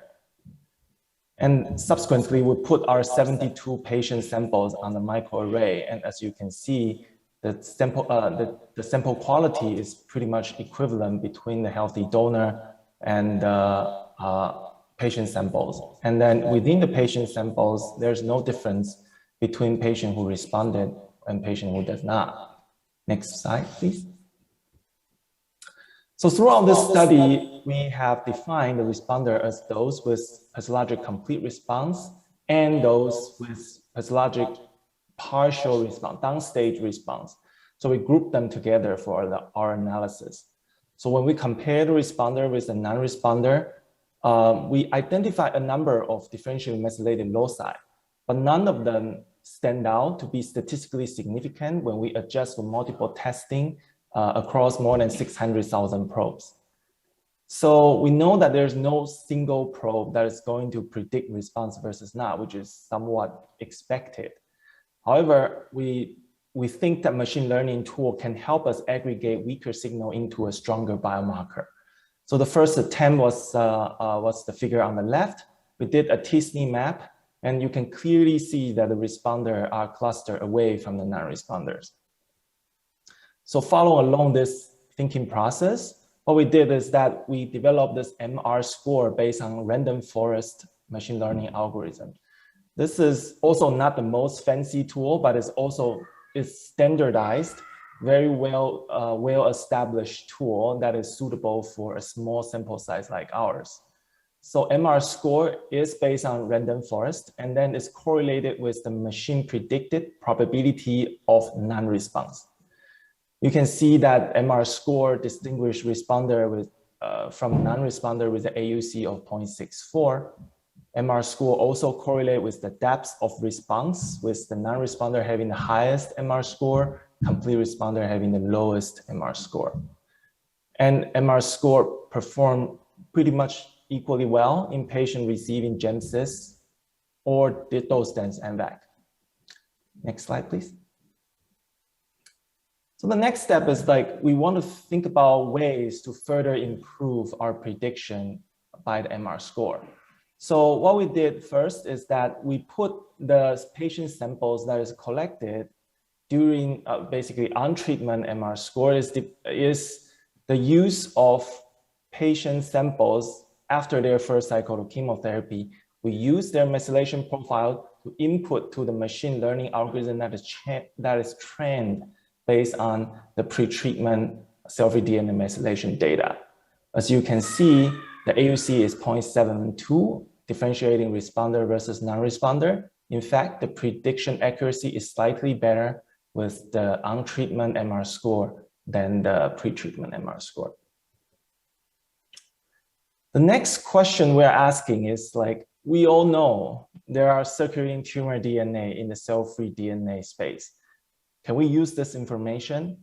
The short answer is no, because we don't have enough information to calculate circulating tumor DNA in our particular data set. We don't have deep sequencing of our cell-free DNA, and we don't have primary tumors mutation analysis. So we cannot accurately calculate circulating tumor DNA. But what we can do is to use this algorithm developed by Dr. Dora and his colleagues, that we can use the whole cell-free DNA methylome to derive the origin of the tissue of origin. Essentially, we can calculate out circulating bladder DNA. So when we calculate out circulating bladder DNA correlate with the depth of response as well, with the non-responder having the highest baseline circulating bladder DNA, and the healthy donor essentially has no circulating bladder DNA. So when we plot MR score with the baseline circulating bladder DNA, what we found interesting is that they do not correlate with each other. So we know that at least a good portion of the signal in this MR score is not coming from circulating bladder component. They most likely come from other host factors. It's very interesting to see this, but more importantly, because they are not correlating with each other, so we have the opportunity to use these two biomarkers in conjunction. Next slide, please. So this is what we were proposed. We can risk stratify the patient based on their pre-treatment MR score and the pre-treatment circulating bladder DNA. For patients with high pre-treatment MR score and high pre-treatment circulating bladder DNA, 12 of the 57 patients that we have the sample, 12 of them were categorized as this high-risk group. 10 out of 12 of them were non-responder at the time of radical cystectomy. On the flip plan, 22 patients with low baseline circulating bladder DNA, low pre-treatment MR score are categorized as low-risk group. 18 out of them were responder at the time of radical cystectomy. For the patient in the middle, we can use their on-treatment plasma samples for a second risk stratification. So for the patient who has high on-treatment MR score, they're categorized into intermediate high-risk group. 7 out of 8 of them were non-responders. Conversely, on the intermediate low-risk group, 10 out of 15 of them were responders. So overall, we can characterize 45 out of 57 patients correctly using our model. That's 79% of prediction accuracy. So in the clinic, we propose that if you have a patient that is cisplatin eligible and want to give them neoadjuvant chemotherapy, but you are sort of hesitated because you are not sure if he's going to tolerate it, you can use the pretreatment MR score and the baseline circulating bladder DNA to do a risk stratification. If they are high risk, you can discuss with them about a possibility to move forward to radical cystectomy and then talk about chemotherapy later. If they are in the intermediate group, you can also treat with the first cycle and then use the on-treatment MR score to further risk stratify them after first cycle of chemotherapy. You can tell if the patient will have a high risk of non-response, and then you can also monitor the patient's tolerance to the chemotherapy and then make a informed decision with the patient. Next slide, please. So in summary, this is a proof of concept study in a neoadjuvant chemotherapy cohort. This cohort gives us a rapid response endpoint that we can develop biomarker to correlate with. This study demonstrates that it's technically and computationally feasible to use cell-free DNA methylation to predict the outcome of chemotherapy in patient receiving a neoadjuvant chemotherapy in bladder cancer patient. One thing I want to highlight is that our biomarker is different because the response prediction is based on the analysis of the entire mesylome. It contains both the information from the tumor as well as the information from other host factor. It is not a simple detection, the presence or absence of a mutation, or the presence of absence of circulating tumor DNA to detect minimal residual disease. So our approach is novel, but obviously this requires further validation. And although that this study is done in MIBC cohort, we believe that this kind of study will have major applicability in the metastatic setting because the metastatic patient will have higher cell-free DNA and higher circulating tumor DNA. And we envision that we can extract more tumor-related signal from their cell-free DNA methylation analysis for the machine to learn from. Second, for localized cancer patient, there are tumor tissue available. And then we already know that there are mutation and RNA profile that correlate with the response to different type of treatment. However, in a metastatic disease patient where tumor tissue are less easy to obtain, more invasive procedure need to be planned, we believe that our cell-free DNA approach will be even more useful. Finally, although that this study is done on a chemotherapy cohort, we believe that our concept can be used to predict the response to other novel agents as well. Next slide, please. Yeah, so that's it. Thank you very much. I want to thank Dr. Goldkorn for being my mentor, and then for his great support to our study. And I also want to thank our lab mate, our collaborator at USC and at SWOG for your tremendous support to our study. And here are my funding sources. And please ask us questions. Thanks very much, John. I think we probably better move on to make sure we complete the whole session. But if you'll stick around, if we have time at the end, we'll ask for questions then. Super innovative work. Way different from anything else I've ever seen. Another great example of how this trial's been leveraged. Let's go ahead. If Amir is there. Amir, are you on? Yes. There you are. Great. Can you hear Excellent. me? Yes. So if we can go to the next slide, please. Oh. Great. So just by way of introduction, we have three brief updates. The first is going to be from Lucky on the bone markers in S1216, and then Anna's going to talk about some updated TM, looking at their AVPC phenotype in prostate cancer, and then if there are a few minutes left, I'll give a very quick update on our work in 1802. So I'll hand it over to Lucky.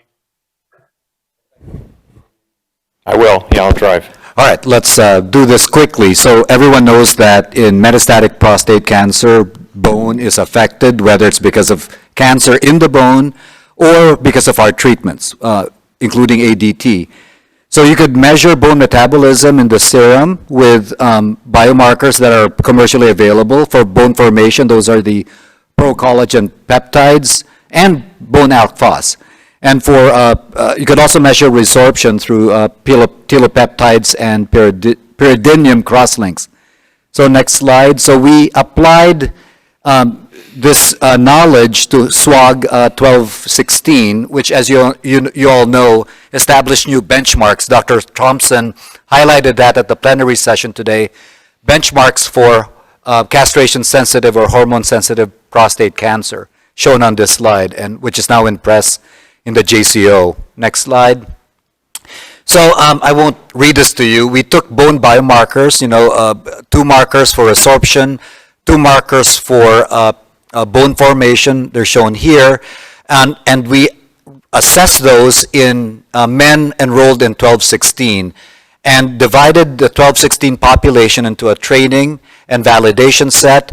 And I must say that Eddie Mayerson, who unfortunately has moved on, as well as Kathy Tangen, were so instrumental in developing these methods and analyzing the data set. So we analyzed the data in training and testing sets, and applied all of the methods shown here. I won't read this to you. I just want to show you what we did over the subsequent slides. So next slide.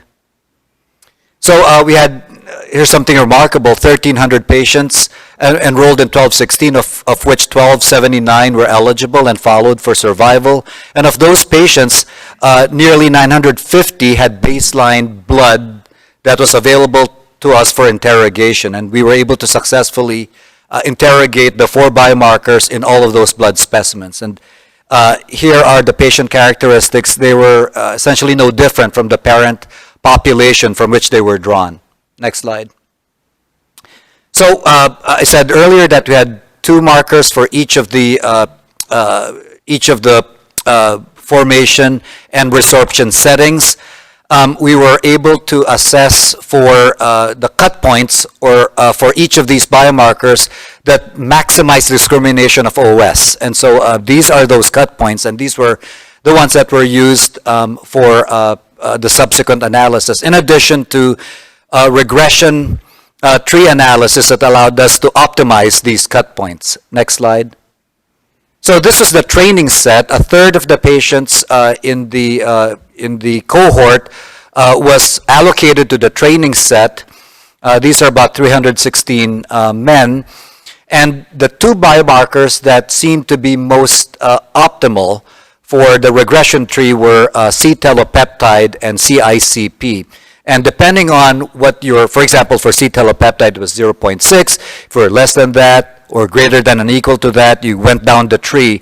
And we were able to identify essentially 3 groups of men. You could show, it's 4 here, but the 2 middle groups are essentially having the same outcome.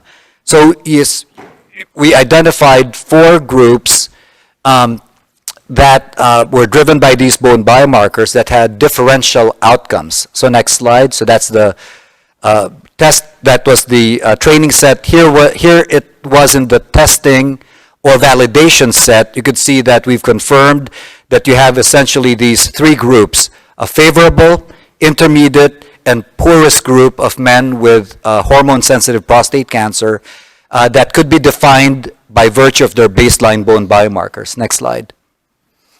And if you look at the last 4 rows here, these are remarkable. So those are the 4 groups that I showed you, or 3. The favorable risk group had a median survival time of 8 years, 8.2 years. The poor risk group had a median survival time of 2 years. So those are castration resistant, right? So very similar to what Dr. Hussain did in 9346 with using PSA nadir as the discriminator. So we saw a similar behavior here. And then you have the intermediate risk group with a median survival time of about 5 years.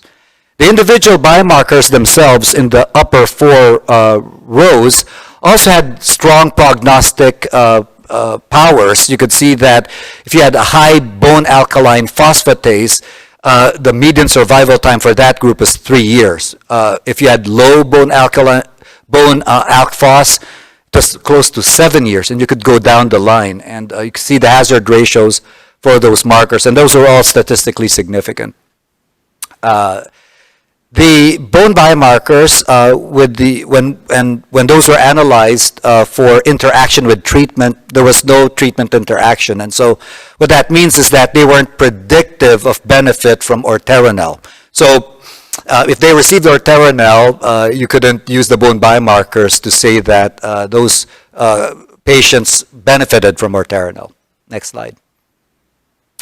Then finally, when we did ROC curve generation for this trial and looking at these AUCs, if you just looked at risk factors alone, and these are risk factors that we use in the clinic, Gleason score, PSA, the presence of visceral metastasis, performance status, etc., and we were able to create a composite. The AUC for those risk factors alone was 0.71. Adding bone biomarkers slightly or modestly improved the AUC. You could see that the risk factors plus PYD was the best performer with the AUC of 0.74. It was modest, and the p-value here was 0.03. So last slide. So our conclusions are in men with hormone-sensitive prostate cancer who are starting ADT, bone biomarkers are strongly and independently prognostic for OS. They are not predictive, however, for predicting OS benefit from orteronel.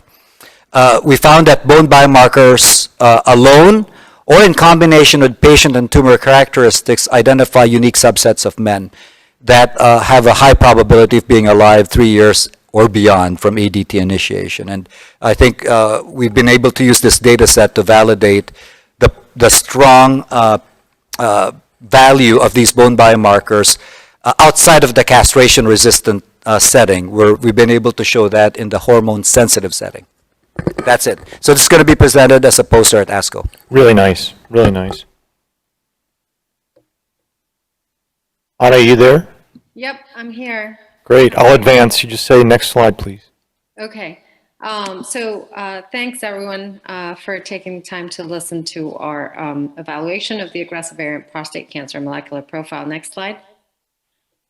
So as you all know, we've been interested in studying the androgen in different prostate cancers, and obviously the poster child for this, the androgen in different prostate cancers, are the small cell or neuroendocrine prostate cancers. But as we all know, there are a number of morphologically heterogeneous tumors that also share the clinical features and therapeutic response profiles of the NEPCs. And so we, in order to try to encompass all of these tumors, we defined the aggressive variant prostate cancers. And then we went on to show that these aggressive variant prostate cancers were characterized by combined defects in at least 2 of the 3 tumor suppressors listed here, P53, RB1, and PTEN. And we've been looking at these defects in the P53, RB1, and PTEN by either immunohistochemistry or next generation sequencing in tumor samples from clinical trial participants. Next slide. And indeed, when we, after a clinical trial that was conducted by Paul Korn, a phase 2 randomized study that you're all familiar with, showed that cabazitaxel, when combined with carboplatin or carboplatin added to cabazitaxel, resulted in a modest progression-free survival advantage in the overall population. But in a post-hoc analysis, we saw that the aggressive variant, that patients whose tumors bore this aggressive variant molecular profile had a significant improvement in overall survival. And so we're seeking to confirm these data in a phase 3 study that Paul Korn and David Vanderwill and have designed and just recently went through the task force meeting. And in this study, they'll again randomize to cabazitaxel plus minus carboplatin, and this time they'll stratify not only for ECOG and prior docetaxel, but also for the presence or absence of this aggressive variant molecular profile. Next slide. And so we set out to do a few studies to try to inform the use of this aggressive variant molecular profile in clinical trials. And so first, Rama Sundararajan and a number of other people took a panel of 28 PDXs and from a single FFP core to avoid tumor heterogeneity as much as possible, did immunohistochemistry, gene expression, microarray profiling, and a targeted DNA sequencing. And the immunohistochemistry was done in 3 independent laboratories with 3 different epitope retrieval methods and was interpreted by 3 independent readers. And the panel on the left, you can see a measure of the agreement. That's a Fleiss-Kappa score. That's a measure of agreement between readers. And you can see that when the intensities, 2+, 3+ intensities were taken into account for P53 and RB1, the agreement was higher than if you took into account all intensities. While for P10, overall, the agreement was lower, but it appeared that 1+, 2+, 3+ intensities performed slightly better. And then we compared the immunohistochemistry labeling indices against the, or tried to correlate them with loss of functional transcriptional scores. And these loss of functional transcriptional scores were derived from signatures that have been previously published, so loss of function transcriptional signatures previously published. And what you can see is in the y-axis, there's the labeling indices, and on the x-axis, there's the transcriptional signature scores, and there's a strong correlation, but it appears to be improved in P53 in particular for the 2+3+ intensities. Next slide. And then we did a similar comparison with single nucleotide variations and copy number variations using a targeted next generation sequencing panel. And you can see that on the y-axis is again the loss of function tumor suppressor scores, and on the x-axis are the copy number variations. And the red dashed line indicates the calls, that sort of the where we call the copy number loss below that number, and the red dots indicate abnormal IHC, and the green dots indicate normal IHC, and then the numbers indicate where these single nucleotide variations were located on the gene, as you can see in panel B. And at the bottom panel, you can see the tables again with the Fleiss kappa scores. And what was interesting to note is that while for P53, the highest kappa was with the single nucleotide variations, for RB and P10, actually IHC and copy number loss seem to perform fairly similarly. When you added IHC to the next generation sequencing results, there really didn't seem to be much of an advantage. Next slide. But of course, this was all in PDX models and in research laboratory settings. And so we wanted to see how assessing this molecular profile would perform in sort of clinical practice. So we designed a prospective clinical trial in which men with progressive metastatic castrate-resistant prostate cancer who were undergoing a standard of care tumor biopsy for molecular profiling were asked to, at the same time, provide peripheral blood for research that was then sent to the University of Washington to Colin Pritchard's laboratory for analysis in their UW OncoPlex platform. And we, of course, we did this during COVID, which so it didn't go as smoothly as we had expected, but we did manage to enroll finally 64 patients, and we had 53 patients with circulating tumor DNA results, and 59 biopsies were in fact submitted for IHC for the 3 tumor suppressors. Next slide. And these are, so as expected, the majority were bone and lymph node biopsies. Next slide. And these are very preliminary results and raw numbers. But basically on the panel on the left-hand side, you have the results for immunohistochemistry. The white bars indicate the number of samples submitted for analysis. The pink bars indicate those that had abnormal results. So there were 30 out of 58 for P53, 3 out of 57 for RB1, and 20 out of 57 for P10. And in the dashed lines, you can see those that were not evaluable. So there were 8 out of 58 that were not evaluable. Now, on the panel on the right-hand side, you can see the circulating tumor DNA.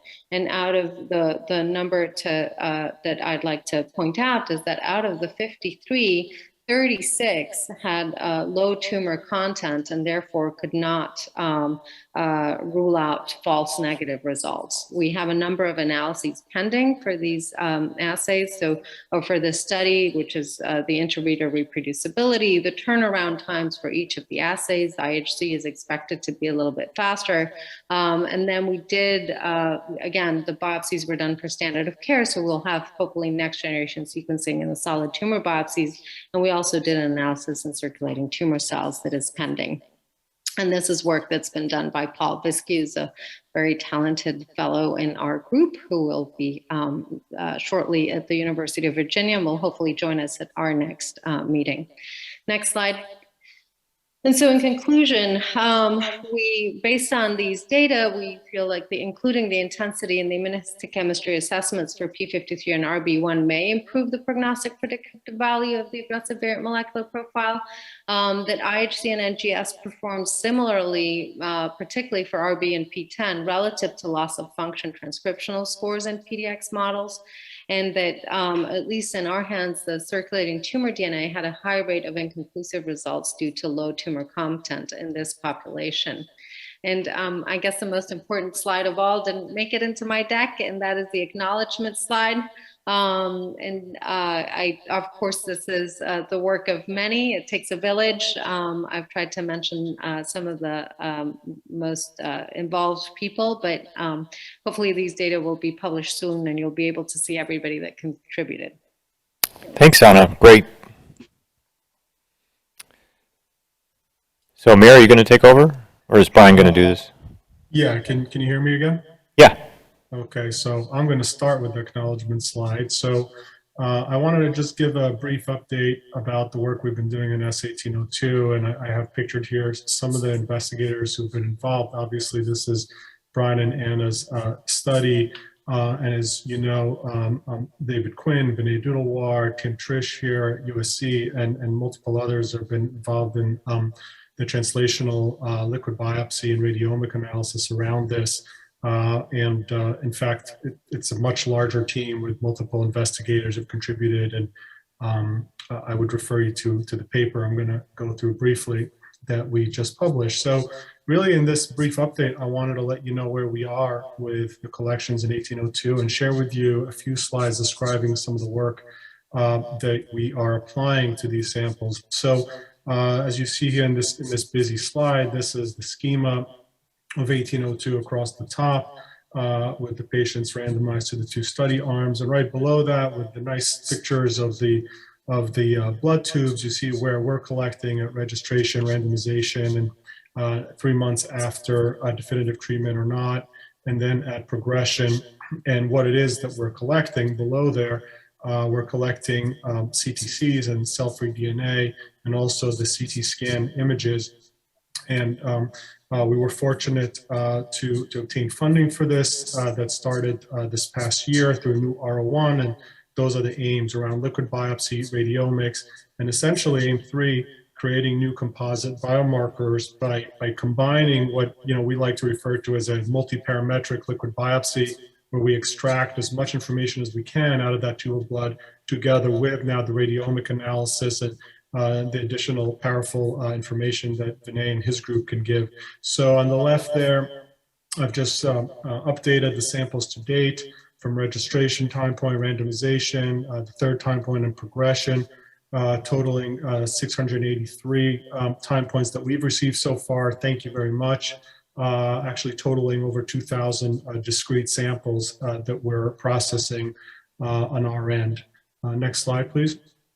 So I wanted to just share with you, kind of just for fun, we just published this short story detailing basically a lot of the data and the work, again, lots of people involved with this, that we generated that got us across the line with the funding. We said, let's pull it all together and publish it. So the idea was proof of principle and trying to show the kind of work that we can hopefully do in this study.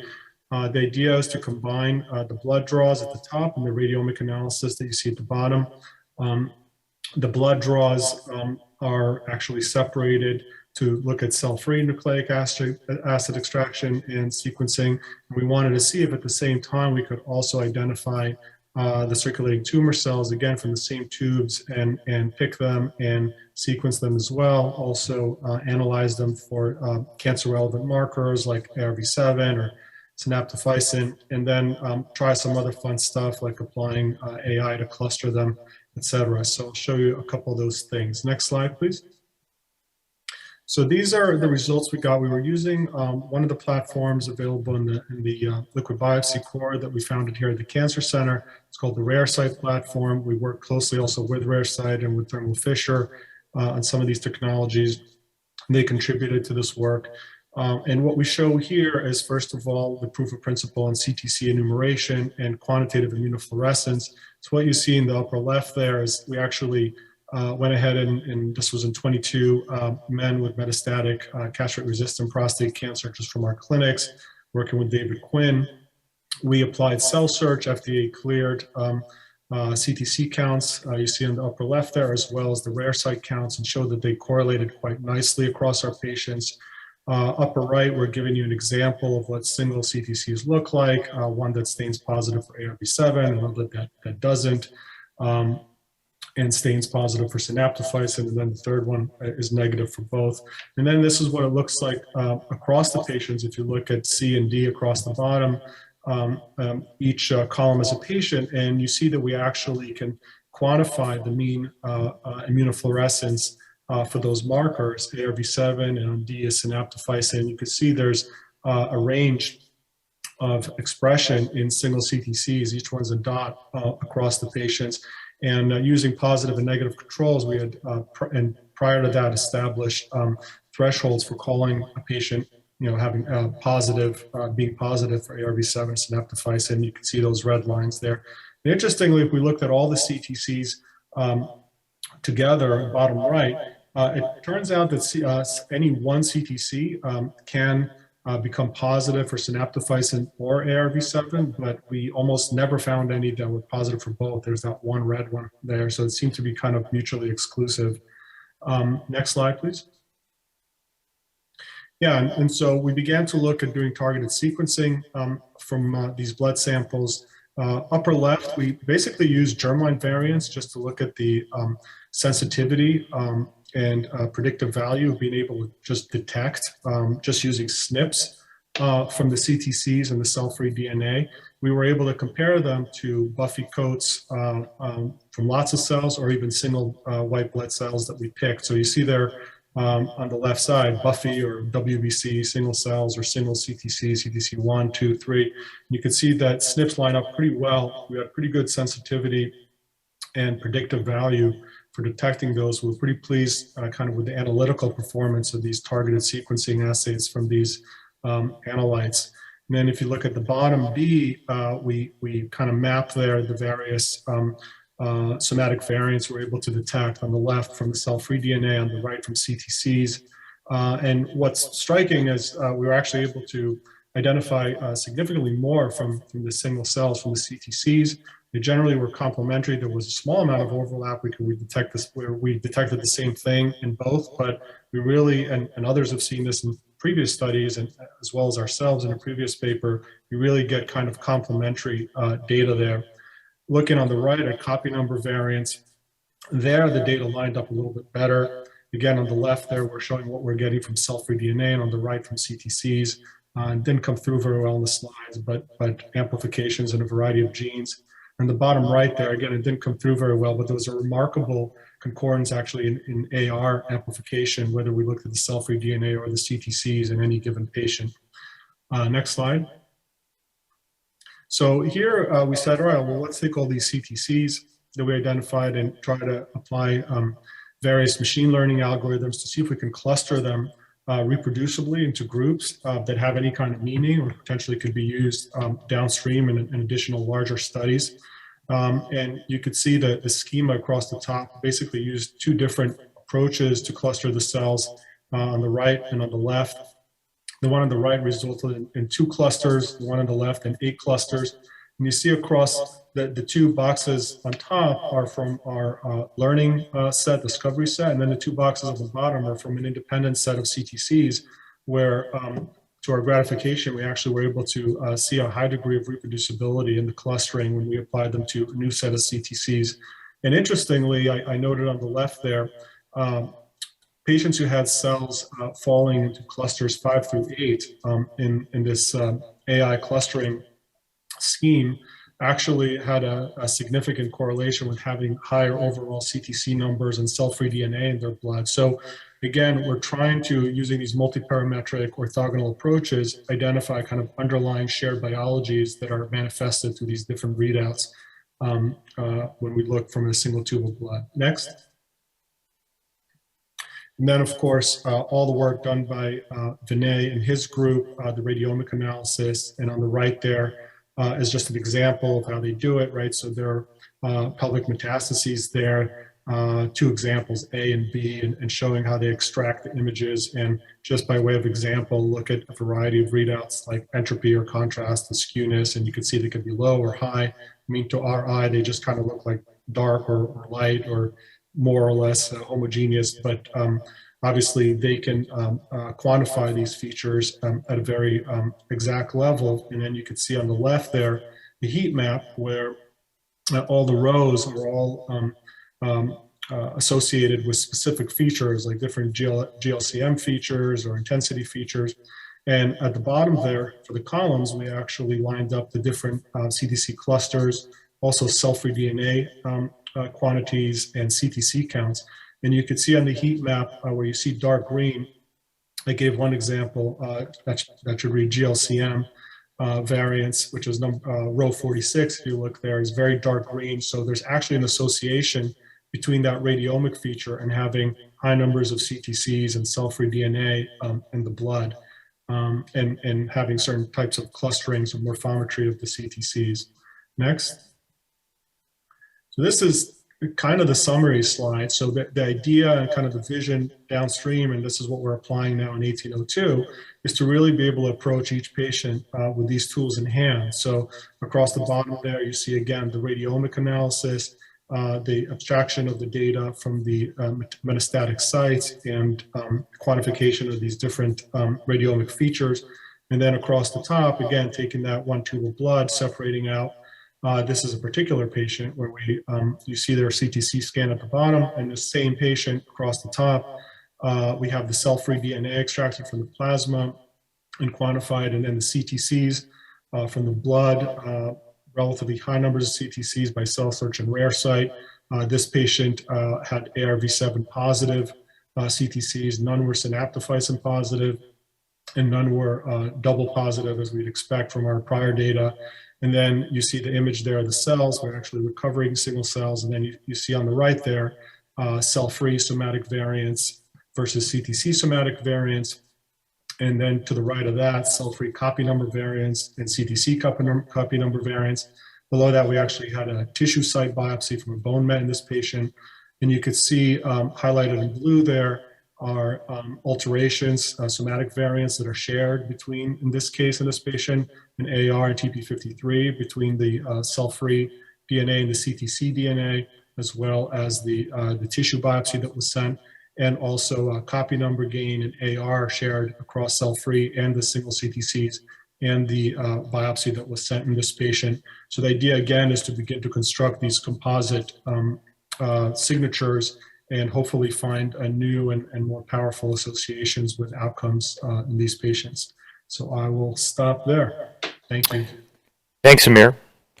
So, Monty, are you there?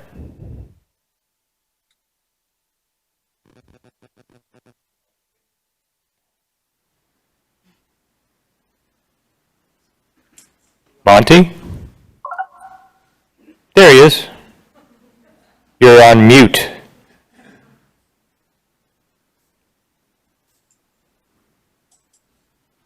Still on mute.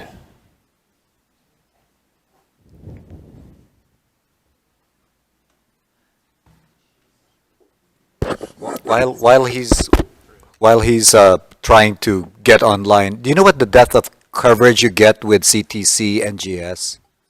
That would be that'd be a question for Amir, because we're not doing any CTC and GS. But the reason for that is that we don't find as many CTCs in bladder cancer patients. So. No, I was asking about Amir's study, so I thought you. So Amir, what's your depth of coverage for those CTCs? Yeah. So we did the parallel cell-free DNA where the limit of detection was about a minor allele frequency of greater than 0.1. On the CTCs, with targeted sequencing, we had very high depth. I can't remember exactly what it was, but the point being that we were starting with single cells. So we feel that this was part of the reason we're actually able to detect much higher numbers of somatic alterations, simply because you're starting with kind of pure tumor cell in that sense. Actually, the majority of the error that you need to worry about is amplification error that may introduce some false positives. And there are ways we're looking to correct for that by sequencing multiple single cells. But in terms of depth, that really wasn't a limitation because we're starting with pure cell, and we're using a targeted amplicon library, so we're really focused on a relatively small areas. This was using, I didn't get into the details, but the AmpliSeq HD 52 gene hotspot library from Thermo Fisher. But as I mentioned in previous meetings, we've also been we're currently validating with them a prostate cancer specific targeted amplicon library panel that we're going to apply in 1802. So I guess related to that, did you have to amplify the DNA before you made your libraries, or how did you get the single-cell DNA to turn into libraries? Yeah, there was an amplification step, and definitely a higher amount of amplification required from the single cells. So again, that's something where we have to, sort of be aware of any amplification error that would be introduced there. Okay, so Monty's internet access is defective. So I think we're going to go back to the slides. He just said move on, and Just there are we'll move many on. slides, Yeah. and there are people who are presenting. So who wants to present this? So just go over the Everest correlates with Shuchi, and we'll... Brian, okay. Yeah, we'll skip it over to other... Get rid of that echo. So can you see the slides? Yep. Okay, just say next slide and I'll advance. Okay, so this is our schema again for Everest. We just work on that echo.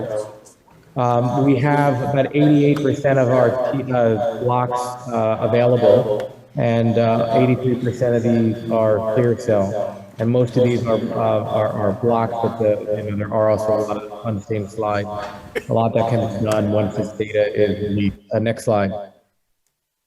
Obviously, transcriptomic signatures are well known in kidney cancer. They probably are maybe better representation of just the DNA level. You see this Mozart paper, the DNA mutations can be all over the place. And the signature has been applied, and it may be both predictive and prognostic. And this is just the Emotion 151 trial. So we think the transcriptomic signature may be, a better way to assess tumors in response to maybe therapy like everolimus. Next slide. So we're planning on doing RNA-seq with this data. We have established a relationship with Veracyte to really quickly disseminate the work. And our primary aim of potentially a TM study here that we are writing up now that the data is going to be presented at the ASCO is developing maybe a predictive signature of who's going to most benefit to everolimus therapy. We've talked about doing a prognostic signature. Every time we present this, a lucky yells at us to do predictive. But we also can have good predictive biomarkers, a 16-gene genomic health signature, which was never commercialized. And there are exciting stuff that Shuchi will talk about that she's working on with Oxfos. Next slide. This is just a Renal signature, the 16-gene signature, which we applied to the TCGA and validated that signature. We presented this at ASCO GU. This is actually a prognostic signature here, just showing it can risk stratify some of the TCGA signatures, but it may not be that great at improving upon some of the existing things like S-sign or UCLA integrative staging system based on stage and grade. Next slide. So the predictive biomarker of mTOR benefit, there is no really predictive biomarker of mTOR response in the metastatic setting in kidney cancer. We have several extreme responder case reports of patients with TSC1 or 2 or P10. However, there is a signature which was been developed. It's a lockdown signature using the NCI 60. Here's just a heat map showing basically different drugs and different cell lines. This lockdown signature basically has been used to predict everolimus response. And as expected, the signature similarly predicts response to temsirolimus and rapamycin. And that same signature, we just looked at the TCA data for clear cell. If we can look at next slide, David. Basically, if you look at, there is a set cut point, which is around at 6.5. But the tumors which have mTOR mutation, such as mTOR, PTEN, TSC1 or 2, or PI3K, they have a much higher drug response score. And if you look at where their everolimus drug response score would fall, the ones that are high are definitely enriched here. And they're similar, I guess, red or predictive of these tumors to have response to everolimus and sirolimus as expected. And if you look at the TCGA, about 24% of these of our samples are thought to have a DRS score high. Next slide. So if you just put, again, a lot of this depends on what our sample size is and what our, event rate is. But in the patients with clear cell, if you look at the potential event rate, again, we know it could be lower than anticipated. We would have a pretty good hazard ratio in looking at a predictive biomarker for a benefit with everolimus.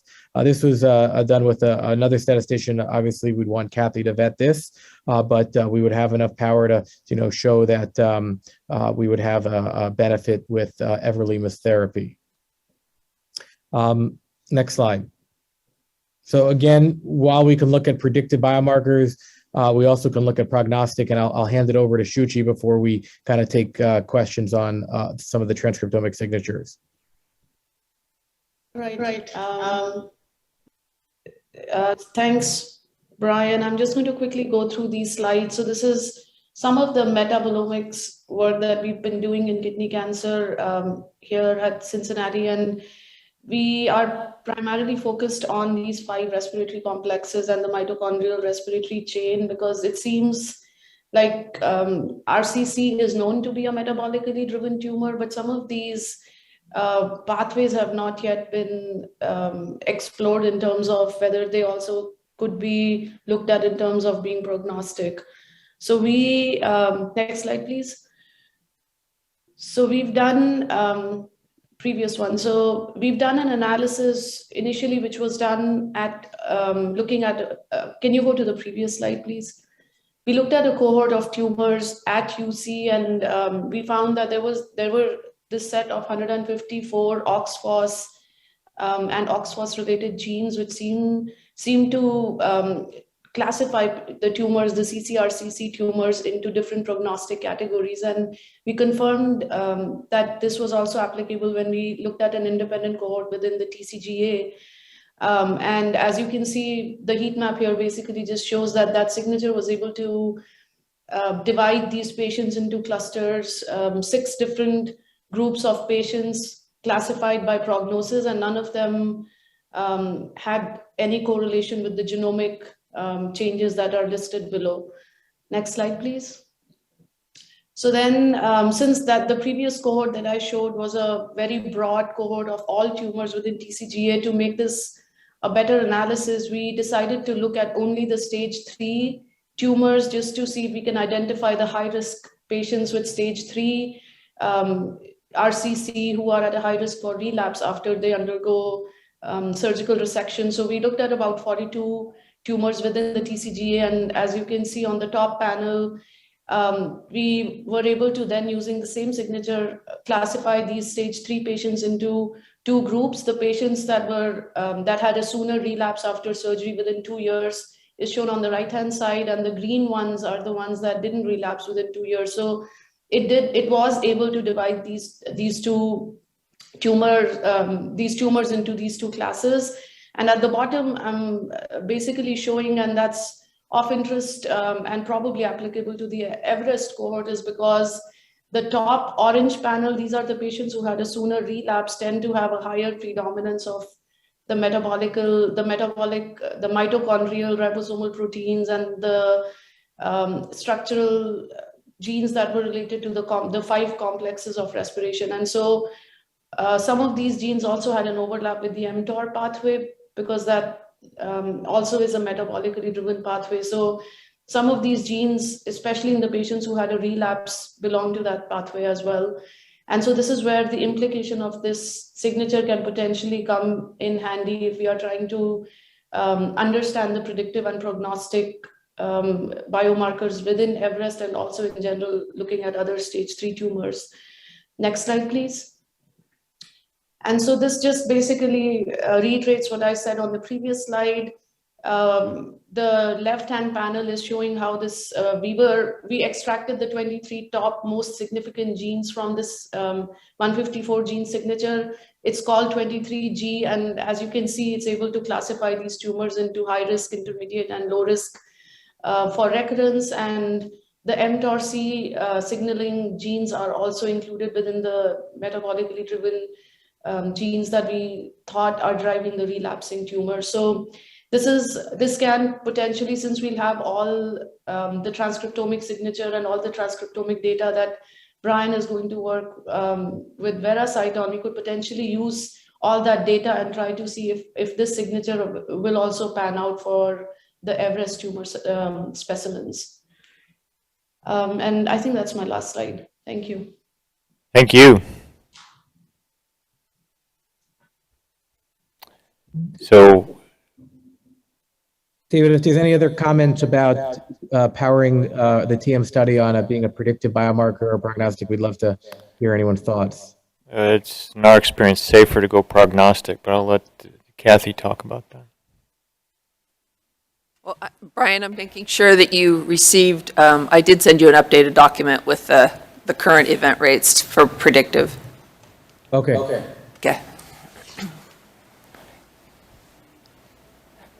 Okay, any other questions, comments? Okay, let's go back to the slide deck. I think, Pedro, I think you're up now. Thank you. Appreciate it. Thank you. Everyone, again. Can you hold me? Yeah, there you go. Okay, so I'm going to keep it quick. So we heard a little bit about gene expression signature. So we've been doing quite a bit of work on that. But just a little bit of overview. So I think Dr. Vaishampayan and Dr. Shuk reviewed data, all transcriptome sequencing and how that evolved into signatures. The pivotal data came probably we start talking about it with the Motion 151 with the Tezobev trial, and then also with Javelin Renal with axivalimab. They define it differently. Basically, you come up with angiogenic signature, T effector, inflammatory signature, and like a mix in the middle. And then that was kind of evolved, optimized, and validated in TCGA, and that's a paper in Nature. And then what we did is, I kept our data pretty packed here, but the bottom line is access. We got a real-world data set, a KRAS data set, over 600 samples from RCC. More than 500 were clear cell, so mainly clear cell, and a few of them were non-clear cell, about 100 or so. Kind of summarize what we saw. First of all, we were able to confirm those, or to prove that we could find those 7 different signatures. We'll show you in a slide or two. That was the first point, and then we could associate DNA alterations with those gene expression signatures that we were kind of guessing we would see that. And then finally, we're also to see to associate the inflammatory signatures, the 3, 4, and 7. The 4, 5, and 7 with actually, cell populations, immune cell population, and also by IO-based markers like MSI, TMB, and PD-L1.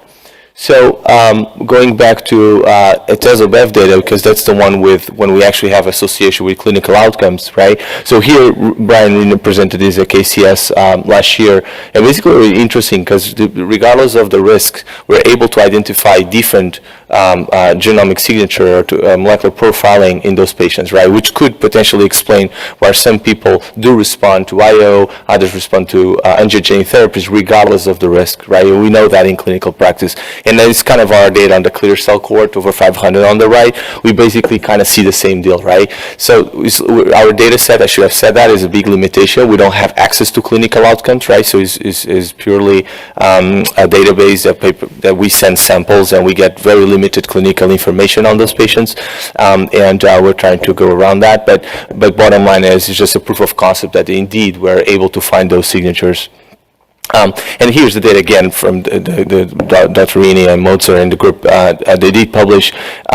First of all, you see the 7 clusters associated with prognosis. OS is represented here. And you can see a breakdown by patients who receive atezo-bev versus those who receive sunitinib. Just want to remind us that actually this trial was a negative study, right? We were not able to show survival advantage, yet you do see the lines do separate quite nicely depending on the signatures. And what you can see here is actually that the 4, 5, and 7 I alluded to is a T effector proliferative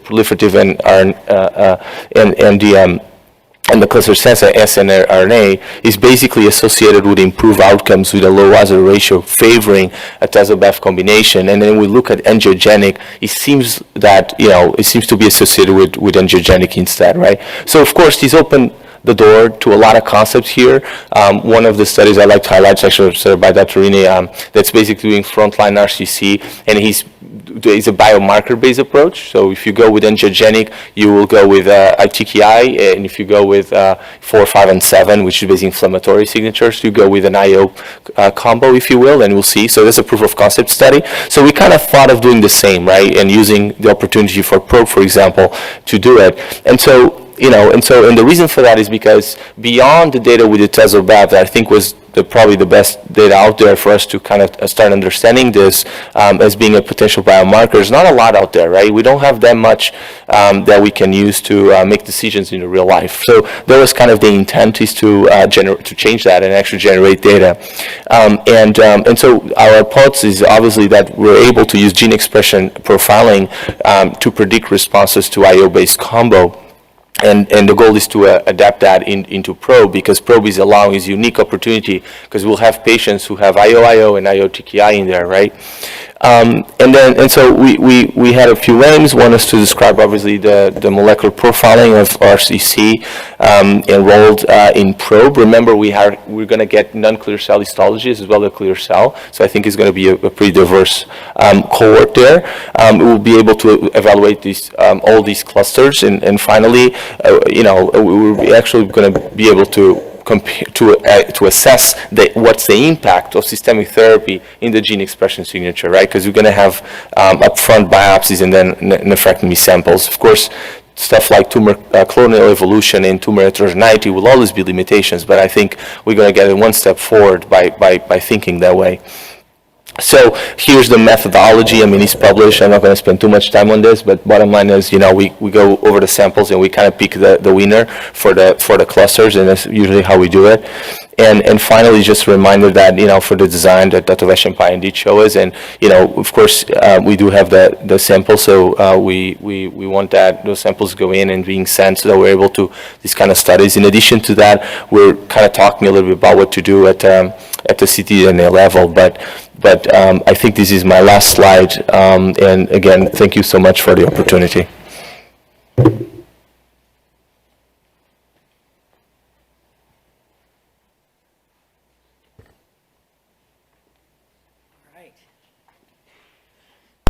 Finish it up here. By the way, David, great job by everyone. It's really very exciting.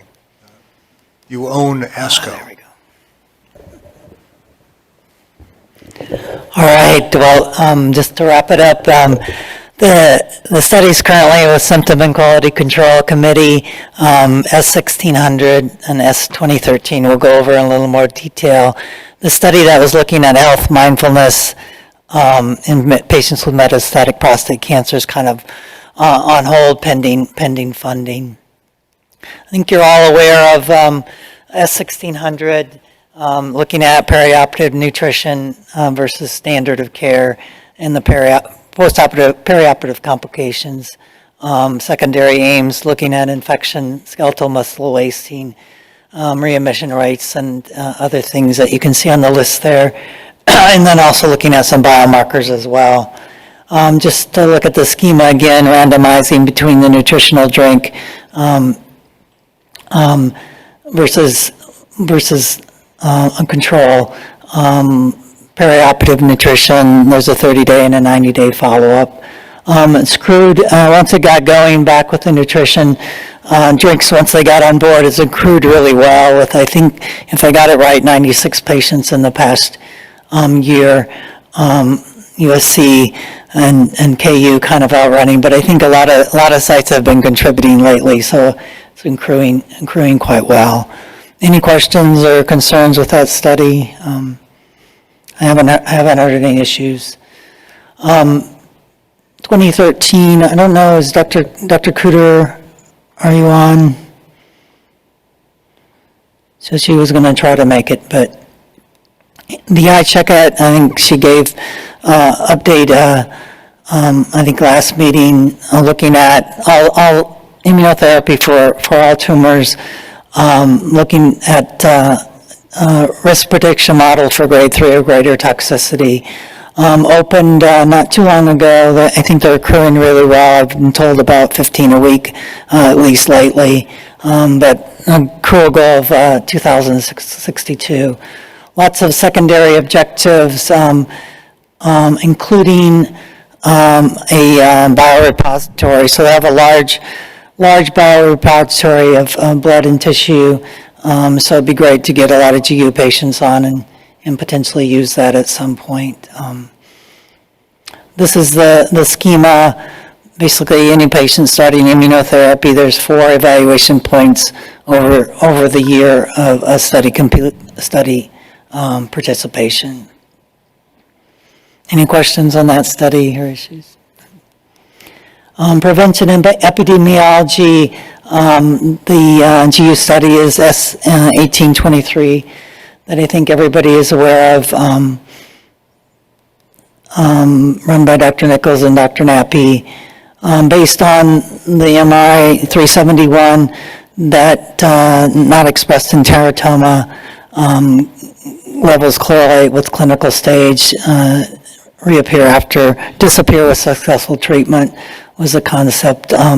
Again, the schema, the number of blood draws, just a biomarker study. Number of blood draws depend on the study risk, category high, moderate, or low risk, followed for a total of 3 years.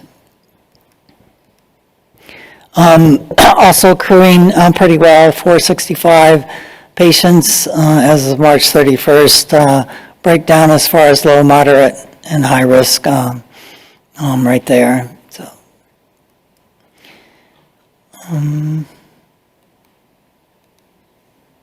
that was not part of my slide.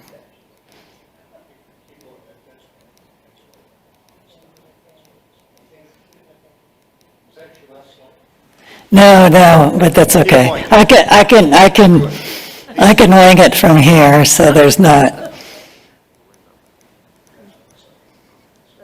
We're starting over, okay.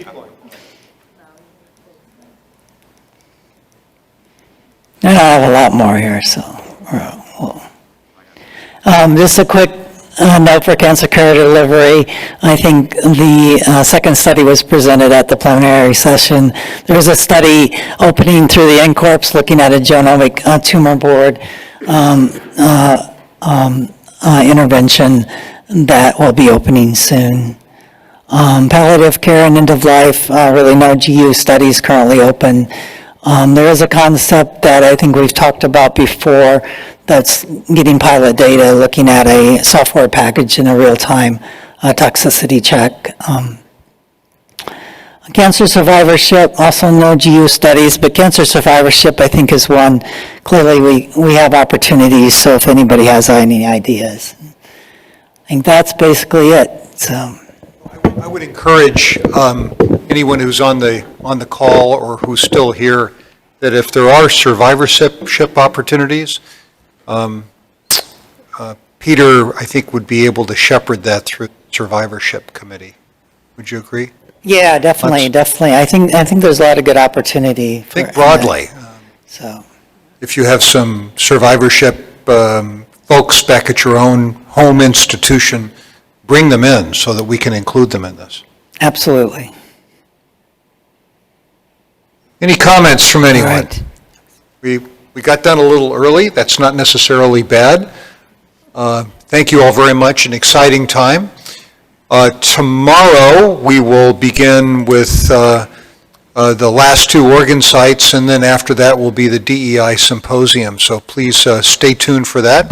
Have a good evening. I think they're setting up for the reception outside, so go back, freshen up, and come on back to the reception. See you there.